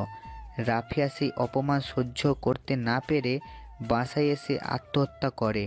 আমার বোনটার কি দোষ ছিল বলো তো? কোনো অপরাধ করেছিল কি? ভালোবাসা তো কোনো অপরাধ নয়। তাহলে আমার বোন ফুলের মতন জীবনটা কেন অকালে ঝরে গেল? নীলকে একটা মেয়ে প্রপোজ করেছিল? কই, আমি তো জানি না। এটা কিভাবে সম্ভব? সম্ভব, কারণ তুমি দেশে ছিলে না। তুমি তখন জার্মানিতে ছিলে, তোমার খালার কাছে। কণ্ঠের এবার মনে পড়ল, তখন তারা অনার্স 3য় বর্ষে উঠল সবে। তার খালা অনেক অসুস্থ ছিল বলে তারা জার্মান গিয়েছিল খালার কাছে। জার্মান যাওয়ার পর নীলের ফোন প্রায় 5 দিনের মতো বন্ধ ছিল। কারণ জানতে চাইলে নীল বিভিন্নভাবে বিষয়টা এড়িয়ে যেত। নীলকে আমি ছোটবেলা থেকে চিনি। নীল কোনো মেয়েকে, অপমান তো দূরে থাক, আজ পর্যন্ত কোনো মেয়ের চোখের দিকে তাকিয়েও কথা বলেনি। তুই কিভাবে বলছিস নীল তোর বোনকে ভরা ক্যাম্পাসে অপমান করেছে? তুই বলবি আমি বিশ্বাস করে নিব? বিশ্বাস করা বা না করা সম্পূর্ণ তোমার ব্যাপার, কিন্তু সত্যি এটাই, আমার বোনের ডায়েরিতে স্পষ্ট লেখা আছে ও নীলকে প্রপোজ করেছিল, আর নীল ওকে অপমান করে। কাউকে ভালোবাসার অপরাধে নিজের জীবনটা দিয়ে দিল আমার বোন। শেষ কথাটা তাচ্ছিল্য করেই বলল রাফাত। কণ্ঠ রাফাতের কথায় কোনো প্রত্যুত্তর না দিয়ে একপাশে গিয়ে কাউকে ফোন করলো। কিছুক্ষণ পরে সে আবারও রাফাতের সামনে বসলো। মানলাম তোর বোন নীলকে ভালোবাসতো, নীলকে প্রপোজ করেছিল, আর নীলও ওকে অপমান করেছিল। আমাকে এখন একটা কথা বল, তোর বোন নীলকে কেমন ভালোবাসতো যে ভালোবাসার মানুষের দু একটা শক্ত কথা হজম করতে পারলো না? তোর বোন তো নিজেকেই ভালোবাসতে জানে না, সে কি করে অন্যকে ভালোবাসবে? নীল ওকে প্রত্যাখ্যান করেছে বলে কি tata bye bye on the sky হয়ে যেতে হবে? এদিকে তোর বোনের ভালোবাসা পূর্ণতা পেল, কি লাভ হলো মরে গিয়ে? আত্মহত্যা কখনোই কোনো সমস্যার সমাধান হতে পারে না। তোর বোন কি পারতো না মুভ অন করতে? আর তুই অপমানের কথা বলছিস?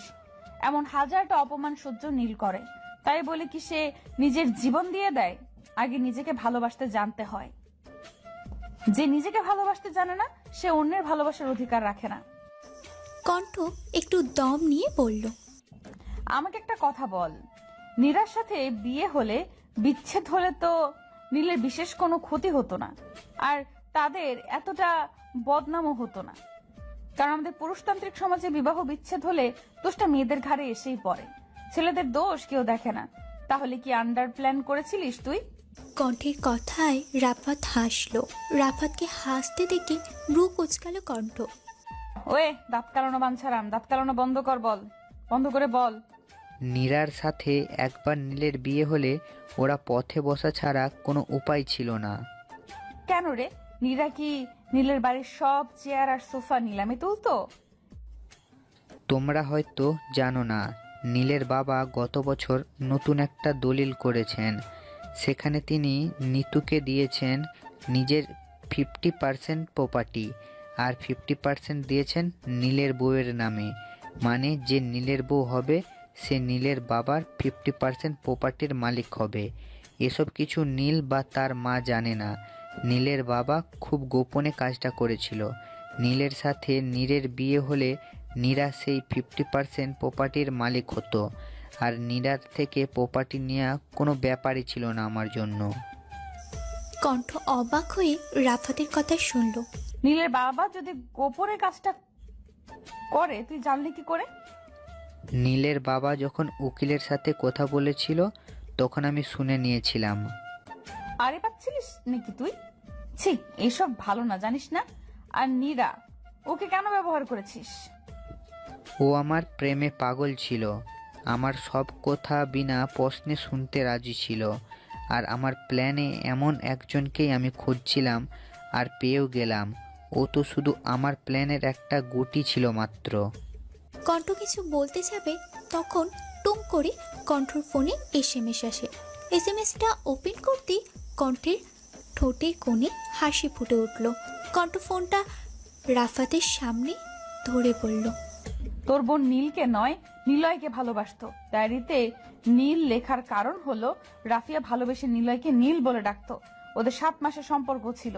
নিলয় তোর বোনকে নীলকে প্রপোজ করার ডেয়ার করেছিল।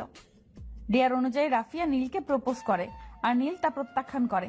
ক্যাম্পাসের মাঠে প্রত্যাখ্যান করায় নিলয় তোর বোনকে অনেক কথা শোনায়। তোর বোন কিন্তু সে কারণে আত্মহত্যা করেনি। রাফাত ব্রুকুচকে তাকিয়ে আছে কণ্ঠের দিকে। তোর বোন গর্ভবতী ছিল, আর বাচ্চাটা নিলয়ের ছিল। নিলয় সুন্দর করে সে বাচ্চাটাকে অস্বীকার করে, আর তোর বোনকে যা নয় তাই বলে অপমান করে। নিলয়ের ব্যবহারে রাফিয়া ভেঙে পড়ে। তোদের কাছে জবাব দেওয়ার ভয়ে সে আত্মহত্যা করে। রাফাত ফ্যাল করে তাকিয়ে আছে কণ্ঠের দিকে। কণ্ঠের একটা কথাই তার কানে বাজছে, রাফিয়া গর্ভবতী ছিল। গত বছর HIV ধরা পড়েছে। অবস্থা তেমন ভালো না, যে কোনো দিন তোর বোনের কাছে চলে যেতে পারে। রাফাত নিষ্পলক চোখে তাকিয়ে আছে। আশেপাশের কিছুই তার মাথায় ঢুকছে না। এবার বল, তোকে কি শাস্তি দেওয়া যায়? আর আমার নীল তো তোর 14 পুরুষের কোনো ক্ষতি করেনি, তবু যে তুই নীলের ক্ষতি করতে উঠে পড়ে লেগেছিস, এখন তোর কি করব আমি? রাফাত এবারও কোনো উত্তর দিল না। রাফাতের থেকে কোনো উত্তর না পেয়ে কণ্ঠ শৈবালকে ইঞ্জেকশন আনতে বলল। শৈবাল রাফাতের শরীরে ইঞ্জেকশন পুশ করতে গেলে রাফাত মুখ খোলে। এটা কিসের ইঞ্জেকশন? এটা দিলে তুই প্যারালাইজড হয়ে যাবি। রাফাত ভীত নজরে তাকালো কণ্ঠের দিকে, অস্পষ্ট সুরে বলল, এমনটা করো না, করো না এমনটা। আমার কিছু হলে আমার বোন আর বোনের বাচ্চাকে কে দেখবে? ওদের যে আমি ছাড়া কেউ নেই। বলে রাফাত আবারও কণ্ঠের দিকে করুণ দৃষ্টিতে তাকালো। কণ্ঠ রাফাতের করুণ চাহনি দেখে আলতো হেসে বলল, চিন্তা করিস না, এটাই কম দোষ। জাস্ট 7 দিন প্যারালাইজড হয়ে থাকবি, 8ম দিন থেকে নর্মাল হয়ে যাবি। আমি জানি তোর বোন আর বোনের ছেলের তুই ছাড়া আর কেউ নেই। আমি এতটাও খারাপ নই যে একটা পিতৃহীন ছেলের মাথার উপর থেকে তার ভরসার ছায়া কেড়ে নিব। আর তুই সুস্থ হওয়ার আগ পর্যন্ত ওরা আমার দায়িত্ব। তুই চিন্তা করিস না, ওরা জানবে তুই এতদিন কাজের জন্য ঢাকার বাইরে আছিস, আর তোর চিকিৎসার সকল খরচ আমার। তুই 7 দিন রেস্ট কর। কণ্ঠ শৈবালকে ইশারা করতেই সে ইঞ্জেকশন পুশ করে দিল। রাফাত ভাবছে এটাই তার কর্মফল, কিচ্ছু করার নেই। কণ্ঠ তাও তাকে কম শাস্তি দিয়েছে, তার তো আরো বড় শাস্তি পাওনা ছিল। সত্যিটা না জেনে একজন নির্দোষ মানুষের বিরুদ্ধে কত বড় ষড়যন্ত্র করেছিল। নীরার থেকেও ক্ষমা চাইতে হবে। মেয়েটা তো তাকে ভালোবেসেছিল, সে কি করলো? মেয়েটির ভালোবাসার সুযোগ নিয়ে তাকে নিজের ঘৃণার কাজে ব্যবহার করলো। রাফাত নিজেকে ধিক্কার জানালো, নিজের উপর রাগ হতে শুরু করলো তার। রাফাতকে হাসপাতালে পাঠিয়ে কণ্ঠ গেল নীরার কাছে। রাফাত এতক্ষণ যা যা বলেছে নীরা তার সবটাই শুনেছে। রাফাত তাকে ঠকিয়েছে, ভাবতেই কান্নারা যেন দলা পাকিয়ে আসছে। সে এটা মানতে পারছে না, রাফাত তাকে ভালোবাসতো না। বুকে অসহ্য ব্যথা অনুভব হচ্ছে তার। কণ্ঠ এসে নীরার সামনে বসলো। কি নীরা ম্যাডাম, কেমন আছেন? প্রেমিক তো গেল, এবার কি করবেন কিছু ভেবেছেন? বাড়িতেও তো মনে হয় না জায়গা হবে, যে কাণ্ড ঘটিয়েছেন। তো এখন কোথায় যাবেন বলুন? ইউএস যাবেন? শেষের কথাটা বলে বাঁকা হাসলো কণ্ঠ।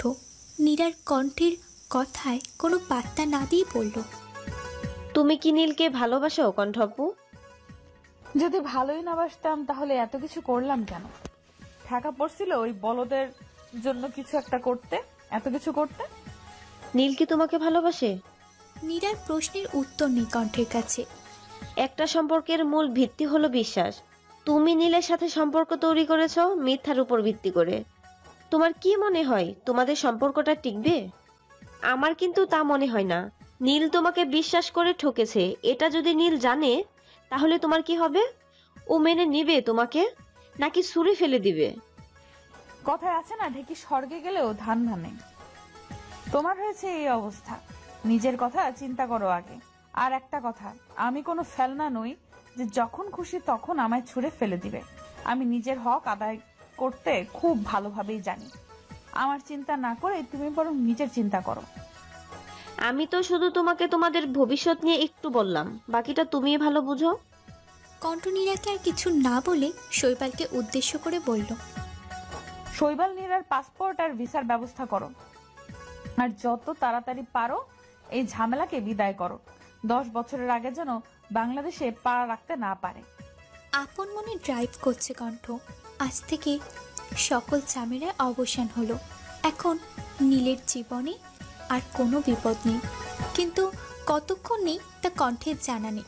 কারণ বিপদ না বাড়িয়ে আনলে ওই ছেলের আবার রাতে ঘুম হয় না ভেবেই কণ্ঠ মুচকি হাসলো।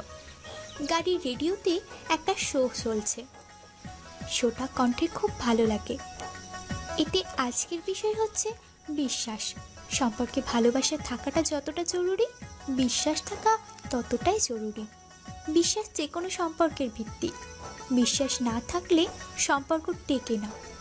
যে সম্পর্ক মিথ্যা দিয়ে শুরু হয় সে সম্পর্কে কোনো ভবিষ্যৎ থাকে না।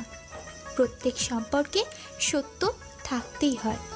শোতে আরও অনেক কথা বলা হলো। কণ্ঠস্বরের প্রত্যেকটি কথা খুব মন দিয়ে শুনল, আর নীলার বলা কথাগুলো ভাবল। আচ্ছা, নীল যদি জানতে পারে বিয়ের দিন নীরাকে আমি কিডন্যাপ করেছিলাম, তাহলে ও কি করবে? আমাকে ভুল বুঝবে, ভুল বুঝে দূরে সরিয়ে রাখবে। কণ্ঠের ভেতর কেমন যেন অস্থিরতা কাজ করছে। সে কোনো রকমে বাড়ি ফিরল। রুমে গিয়ে দেখল নীল এখনো ঘুমাচ্ছে। কণ্ঠ একবার নীলের দিকে তাকিয়ে ফ্রেশ হয়ে এসে নীলের পাশে এসে শুয়ে পড়ল। নীল আর তার সম্পর্কের ভবিষ্যৎ কি তা চিন্তা করতে করতে সে ঘুমিয়ে গেল। কণ্ঠের ঘুম ভাঙল আজানের শব্দে। ঘুম ভেঙে পাশে নীলকে দেখতে পেল না সে। কণ্ঠ তেমন একটা মাথা না ঘামিয়ে উঁচু করে এসে নামাজ পড়ে নিল। বাইরে মৃদু অন্ধকার বিরাজমান। নীল বারান্দায় দাঁড়িয়ে বাইরের দিকে তাকিয়ে গান গাইছে। কন্ট্রোল রুমে দাঁড়িয়ে নীলের গান শুনছে। এই মেঘলা দিনে একলা ঘরে থাকে না তো মন, কাছে যাব কবে পাবো ওগো তোমার নিমন্ত্রণ। আজ আমি ক্ষণে ক্ষণে কি যে ভাবি আনমনে, তুমি আসবে ওগো হাসবে কবে হবে সে মিলন, কাছে যাব কবে পাবো ওগো তোমার নিমন্ত্রণ। কণ্ঠ বড়বারের মতো এবারও নীলের গানে মুগ্ধ হলো। আগে প্রতিদিন ক্যাম্পাসে নীল গান গাইতো আর কণ্ঠ গিটার বাজাতো। গান শেষ করে নীল অন্ধকারে চেয়ে থাকা আকাশের দিকে তাকালো। কত বিশাল আকাশে, বিশাল আকাশ দেখতে নীলেরও বিশাল আনন্দ লাগে। নীলের গান শেষ হলে কণ্ঠ কোটি কোটি পায়ে নীলের দিকে এগিয়ে গেল। মৃদু স্বরে তাকে ডাকলো। নীল। আকাশের দিকে মুখ করে নীল উত্তর দিল। বলো। কণ্ঠ ভাবলো নীলের হয়তো মন খারাপ। নীলিমা বাসায় না থাকলে নীলের মন খারাপ থাকে, তা কণ্ঠ জানে। নীল, আমি তোকে কিছু বলতে চাই। এবার নীল কণ্ঠের দিকে তাকিয়ে গদগদ হয়ে বলল, তুই কি আমাকে প্রপোজ করবি কণ্ঠ? Wow, that's great. তুই জানিস আমার অনেক দিনের শখ ছিল আমার বউ আমাকে প্রপোজ করবে। আমার এতদিনের শখ আজকে পূরণ হতে যাচ্ছে। শোন, সুন্দর করে হাঁটু গেড়ে সুন্দর করে বসে প্রপোজ করবি, তা না হলে ওই আসল ফিলটা আসবে না, বুঝেছিস? নে শুরু কর। কণ্ঠ তাদের দাঁত চেপে তাকিয়ে আছে নীলের দিকে। এই ছেলে এসব চিন্তা করে কণ্ঠ তাকে প্রপোজ করবে? লাইক সিরিয়াসলি আর? এই কি রে কণ্ঠ, তোর হাত খালি কেন? খালি হাতে প্রপোজ করবি নাকি? এটা কেমন কথা কণ্ঠ? এত বড় একটা কোম্পানির এমডি হয়ে তুই নিজের বরকে খালি হাতে প্রপোজ করবি? আমি তো তোর নিজের বরই নাকি, অন্যের তো আর না। খালি হাতে প্রপোজ করলে কেমন জানি বিধবা মার্কা লাগে, আর মানুষ জানলে আমার মান সম্মান থাকবে? আচ্ছা ঠিক আছে, এক কাজ কর, তুই আমার গাছের একটা ফুল দিয়ে আপাতত কাজ চালিয়ে নে। কণ্ঠ আর সহ্য করতে না পেরে চুপচাপ রুমে চলে আসলো। কিরে কই যাস? ওই কণ্ঠ প্রপোজ করবি না? কিরে? কণ্ঠ নীলকে পাত্তা না দিয়ে কাঁথা মুড়ি দিয়ে শুয়ে পড়ল। নীল আবারও কণ্ঠের দিকে তাকিয়ে বলল, সাচা আনরোমান্টিক মহিলা। নীল কণ্ঠের পিছন পিছন রুমে গেল। ততক্ষণে কণ্ঠ ব্ল্যাঙ্কেট চাপা দিয়ে শুয়ে পড়েছে। নীল কণ্ঠের দিকে তাকিয়ে ভ্রু কুঁচকে দাঁড়িয়ে আছে। এত গরমে কেউ ব্ল্যাঙ্কেট চাপা দেয়, তাও আবার এসি অফ করে? আচমকায় নীলের মাথায় একটা শয়তানি বুদ্ধি এলো।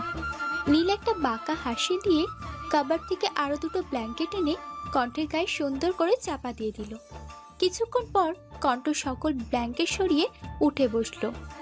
সে ঘন ঘন নিঃশ্বাস নিচ্ছে, সেই সাথে সে ঘেমে একাকার। নীল একটা মুখ ভেঙচি দিয়ে নিচে চলে গেল। আকাম করে তার মনটা এখন কফি চাইছে। নীল নিচে গিয়ে দেখলো ওর বাবা মা চলে এসেছে। মাকে দেখে নীল দৌড়ে গিয়ে তাকে জড়িয়ে ধরলো। আমি তোমাকে খুব মিস করেছি আম্মু। নীলিমা মুখ বাঁকিয়ে বলল, এ আর নতুন কি, তুই তো সবসময়ই আমাকে মিস করিস। বিয়ে দিলাম কই নিজের বউকে মিস করবে, তা না মাকে মিস করে। আচ্ছা, কণ্ঠ কোথায়? ও রুমে আছে, দাঁড়াও ডাকছি। না থাক, ডাকার দরকার নেই, ফ্রেশ হয়ে তারপর না হয় দেখা করব। ঠিক আছে যাও। রাতে পুরো পরিবার একসাথে খাবার খেলো, আড্ডা দিল। নিতু তো নিজের কথার জুড়ি খুলে বসেছে। পরের দিন সকালবেলা সবাই নাস্তার টেবিলে বসে ধীরে সুস্থে নাস্তা করছে। শুধু নীল একটু ব্যতিক্রম। সে তাড়াতাড়ি করে কিছু খেয়ে গুরুত্বপূর্ণ কাজ আছে বলে বেরিয়ে আসলো। পার্কিংয়ে এসে নীল কণ্ঠের গাড়ির সামনে দাঁড়ালো। মিষ্টি হেসে কণ্ঠের গাড়ির সাথে কিছুক্ষণ একান্তে সময় কাটালো। অতঃপর শয়তানি হাসি দিয়ে নিজের গাড়িতে আরাম করে বসলো। কিছুক্ষণ পর দূর থেকে কণ্ঠকে আসতে দেখে নিজের ফোনটা কানে ধরে কারোর সাথে কথা বলার অ্যাক্টিং করতে থাকলো।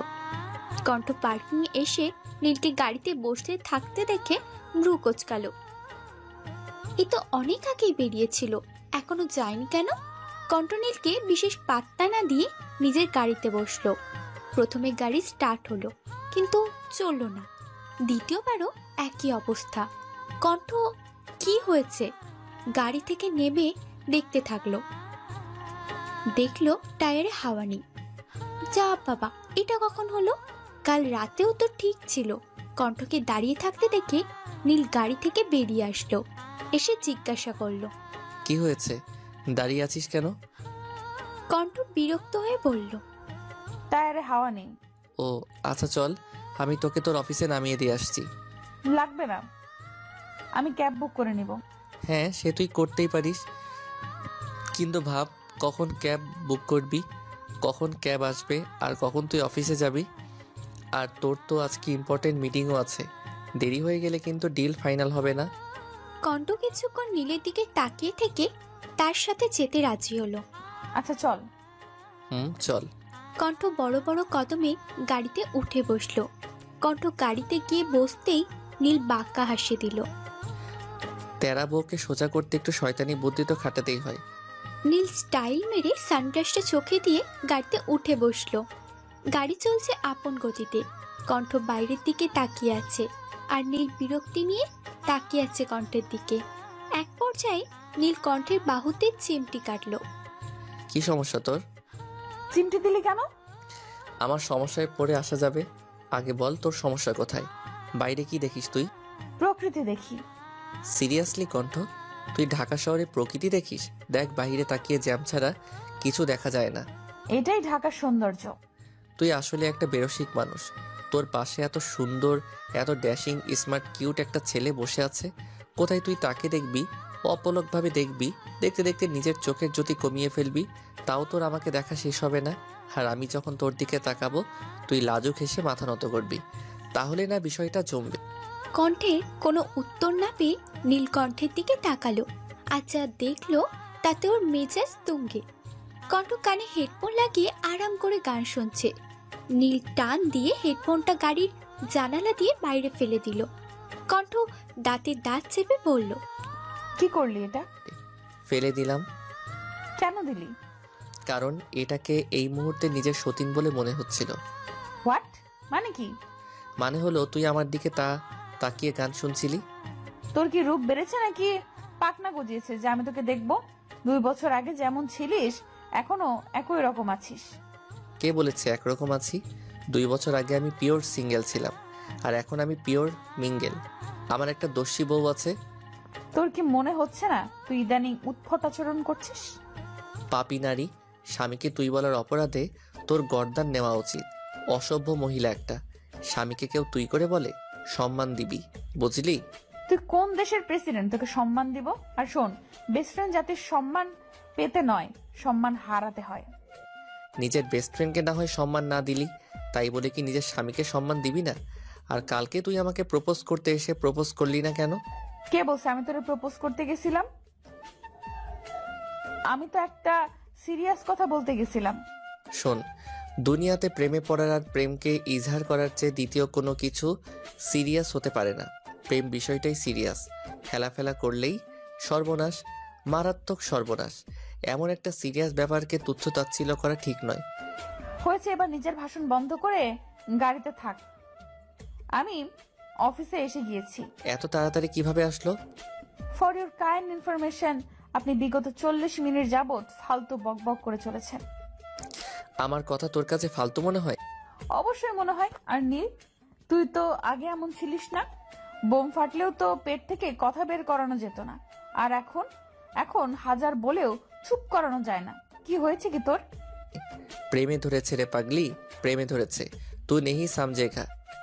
কণ্ঠ কোনো কথা না বলে চুপচাপ বেরিয়ে আসলো। এই ছেলের সাথে আর 2 মিনিট থাকলে ফর শিওর সে পাগল হয়ে পাবনা চলে যাবে। দুপুরবেলা কণ্ঠ নিজের কেবিনে বসে কাজ করছে। এমন সময় হুড়মুড় করে কেবিনে প্রবেশ করে নীল। নীলকে দেখে কণ্ঠ অবাক হলো, কারণ সে এই মুহূর্তে এখানে নীলকে আশা করেনি। তুই এই সময় এখানে কেন? তোর বাপের অফিসে কি আমি আসতে পারি না? সোজা উত্তর দেওয়া যায় না? যাই, কিন্তু সেটা ডিপেন্ড করে উত্তর কোন টাইপের মানুষকে দেওয়া হচ্ছে তার উপর।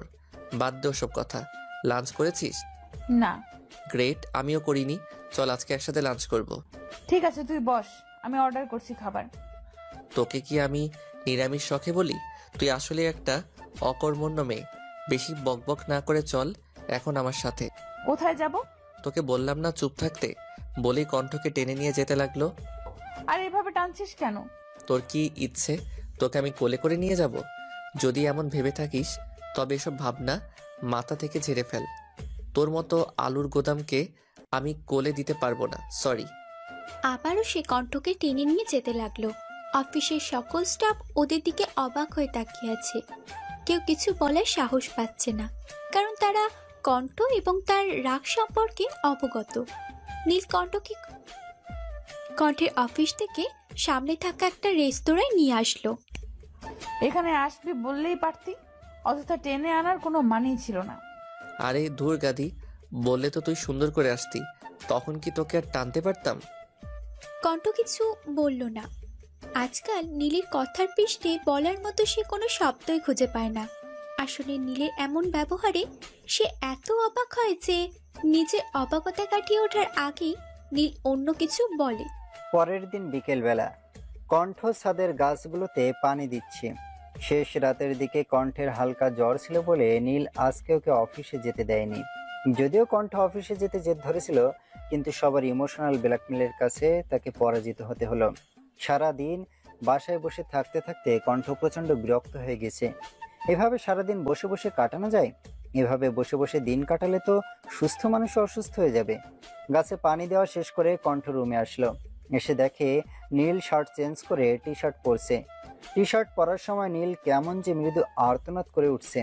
কণ্ঠ ভুরুকুচকে নীলের দিকে এগিয়ে গিয়ে দেখলো নীলের বাঁ হাত অনেকখানি ছিলে গিয়েছে। নীল, কেমন করে হলো এসব? তুই? হ্যাঁ আমি। তোর হাত এভাবে কাটলো কিভাবে?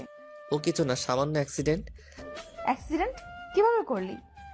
নীল আমতা আমতা করে বলল, আসলে ফোনে কথা বলতে বলতে রাস্তা পার হচ্ছিলাম, তখনই হয়েছে অ্যাক্সিডেন্ট।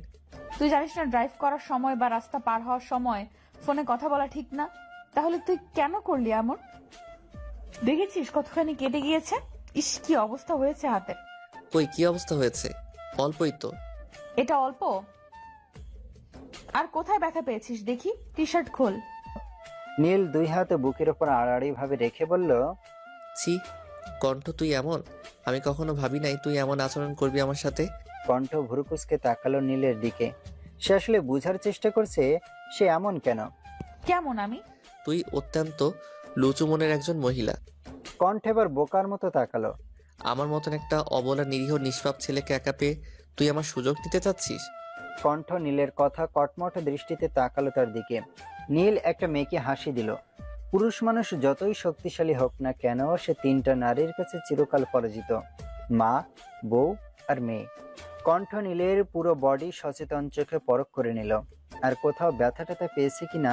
তারপর হাতের ক্ষতস্থানে সেবলান দিয়ে পরিষ্কার করে সুন্দর করে ব্যান্ডেজ করে দিল।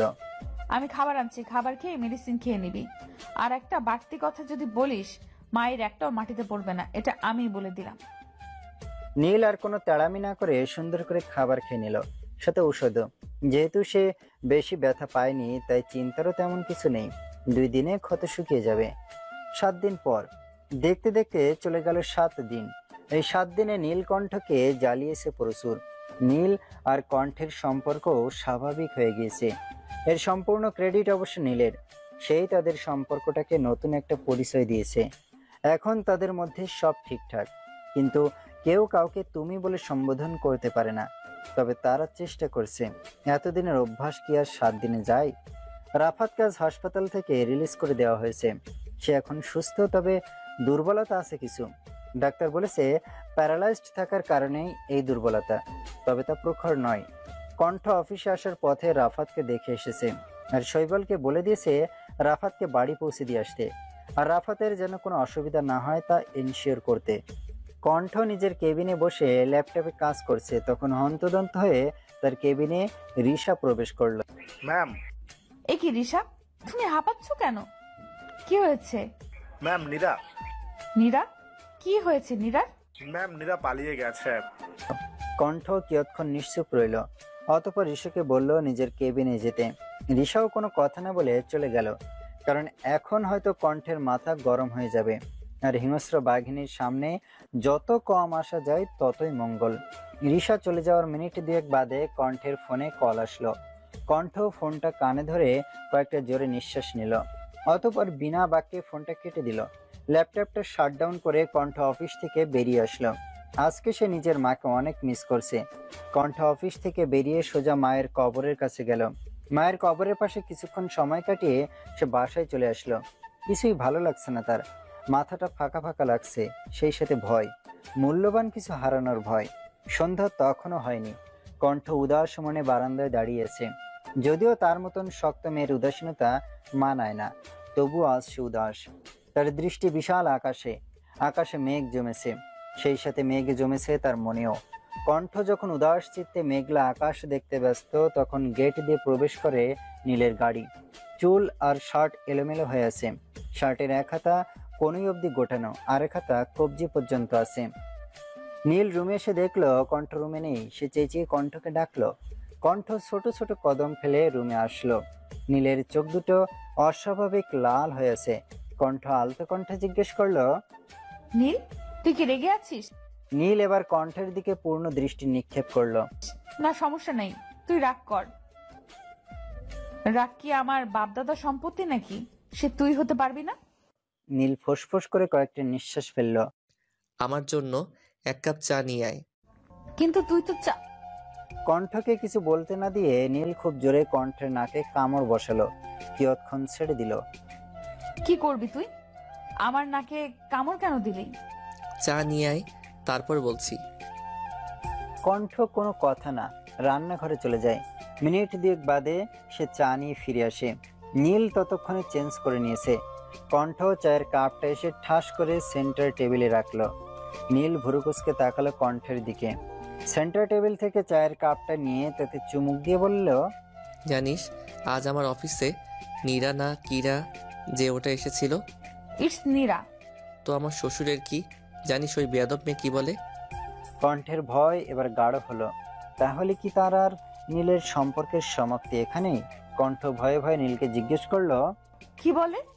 বলে বিয়ের দিন তুই নাকি ওকে কিডন্যাপ করেছিলিস, আর এতদিন নাকি ও তোর এখানে বন্দি ছিল। তা তুই কি বললি? বলিনি, শুধু করেওছি। কি করেছিস? খাটিয়ে 2টো থাপ্পড় দিয়েছি ওই বেয়াদবটাকে। কণ্ঠ অবাক হয়ে জিজ্ঞেস করলো, মারলি কেন ওকে? আদর করার কথা ছিল নাকি? আরও তো 2টো দিতে ইচ্ছা করছিল। বেয়াদব মেয়ে মানুষ একটা আসছে আমার সুখের সংসারে আগুন লাগাতে। কণ্ঠ নীলকে দেখছে। সে এক মনে চায়ের কাপে চুমুক দিচ্ছে আর নীরাকে বকছে। কণ্ঠ ভেবেছিল নীলকে সব সত্যিটা বলে দেবে, কিন্তু এখন সে নিজের সিদ্ধান্ত পরিবর্তন করলো। থাকুক না কিছু কথা অজানা, কিছু কথা গোপনে রেখে যদি জীবনে ভালো থাকা যায়, সুখে থাকা যায়, তাহলে তা গোপনে থাকাই শ্রেয়। 2 দিন পর কণ্ঠ আর নীল ছাদে বসে তারা দেখছে। কণ্ঠ নীলের কাঁধে মাথা দিয়ে রেখেছে। নীল এটা ওটা বলছে আর কণ্ঠ মন দিয়ে তা শুনছে। এমন সময় টুং করে কণ্ঠের ফোনে SMS আসলো। কণ্ঠ দেখলো শৈবালের নম্বর থেকে SMS। শৈবাল বলেছে নীরাকে ফ্লাইটে উঠিয়ে দেওয়া হয়েছে। কাতার যেতেই তার পাসপোর্ট নিয়ে নেওয়া হবে। কণ্ঠ যখন বলবে নীরার পাসপোর্ট, তখন তাকে দেওয়া হবে, আর তখনই সে দেশে আসতে পারবে। নীরার দেশ ছাড়ার খবর পেয়ে স্বস্তির নিঃশ্বাস ফেলে কণ্ঠ। এই মেয়ে একেবারে ঝেঁকে বসেছিল ঘাড়ের উপর, এখন সব শান্তি। জীবনের খাতা থেকে কেটে গেল অনেকগুলো দিন, অনেকগুলো বছর। অনেক কিছু পাল্টেছে, হয়েছে যোজন বিয়োজন। এক বিকেল বেলায় নীল আর কণ্ঠ বাগানে বসে গল্প করছে। এমন সময় তাদের দিকে দৌড়ে এলো 5 বছর বয়সী একটা বাচ্চা মেয়ে। দৌড় দেওয়ার সময় তার ঝুটির চুলগুলো কি সুন্দর হাওয়ায় দুলছিল। মা, এভাবে দৌড়ে কেন আসলে? যদি পড়ে গিয়ে ব্যথা পেতে? আমি অনেক স্ট্রং গার্ল, আর স্ট্রং গার্লরা কখনোই ব্যথা পায় না। আচ্ছা, তা দৌড়াচ্ছিলে কেন? বাচ্চাটি চোখের সামনের ছোট ছোট চুলগুলো পিছনে সরিয়ে দিয়ে বলল, আমি আয়ানের মাথা ফাটিয়ে দিয়ে এসেছি। মেয়ের কথায় নীল কি বলে দাঁড়িয়ে পড়ল। তুমি আবারও এমন করেছো? বাবা তোমাকে মানা করেছি না এমন করতে? আমার কি দোষ? ও আমার চুলে টান দেয় কেন? চুলে টান দেয় বলে তুমি ওর মাথা ফাটিয়ে দিবা? ওর এত বড় সাহস! ও ফুলে চুল ধরে টানে? ওর তো ভাগ্য ভালো যে ওর মাথাটা কেটে ফেলিনি। বলে হন হন করে বাচ্চাটি বাড়ির ভেতরে চলে গেল। অপরদিকে নীল মেয়ের যাওয়ার দিকে অসহায়ের মতন তাকিয়েছে। সামান্য চুল ধরে টান দেওয়ার অপরাধে এক নিরীহ নিষ্পাপ ছেলের মাথা ফাটিয়ে দিয়ে আসলে তার আদরে বাদরে পরিণত হয় একমাত্র মেয়ে। এই মেয়ে একদম মায়ের স্বভাব পেয়েছে, কথায় কথায় রেগে যায় আর শুধু মারামারি করে। নীল একবার কণ্ঠের দিকে তাকালো, সে আয়েশ করে চায়ের কাপে চুমুক দিচ্ছে। মা আর মেয়ে মিলে তার জীবনটা তেজপাতা সমতুল্য করে দিল একেবারে। এর মাঝেই কণ্ঠ বলল, আমার দিকে তাকিয়ে না থেকে মেয়ের অভিমান ভাঙাও গিয়ে, নইলে আজ আর তোমার রক্ষে নেই। আমি তোমাকে ছাড় দেই, কিন্তু মেয়ে আমার ছাড় দেওয়ার পাত্রী নয়। কণ্ঠের কথায় একটা দীর্ঘশ্বাস ফেলে নীল চলল মেয়ের অভিমান ভাঙাতে। মেয়েটা তার অনেক অভিমানী, একটু কিছু হলেই বাবার উপর তার রাজ্যের অভিমান। নীল নিজের পরিবার নিয়ে সুখে আছে রাফাত আর নীরাও।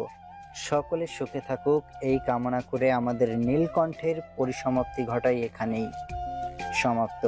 আসসালামু আলাইকুম। আপনাদের সাপোর্টে শেষ করলাম নীলকণ্ঠের কাহিনী। এতদিন পাশে থাকার জন্য অসংখ্য ধন্যবাদ আপনাদের। দোয়া করবেন আমার জন্য, আর গল্পটা নিয়ে আপনাদের মতামত অবশ্যই জানাবেন। আমি আপনাদের মতামতের অপেক্ষায় থাকব। পারলে রিভিউ দিয়েন একটা।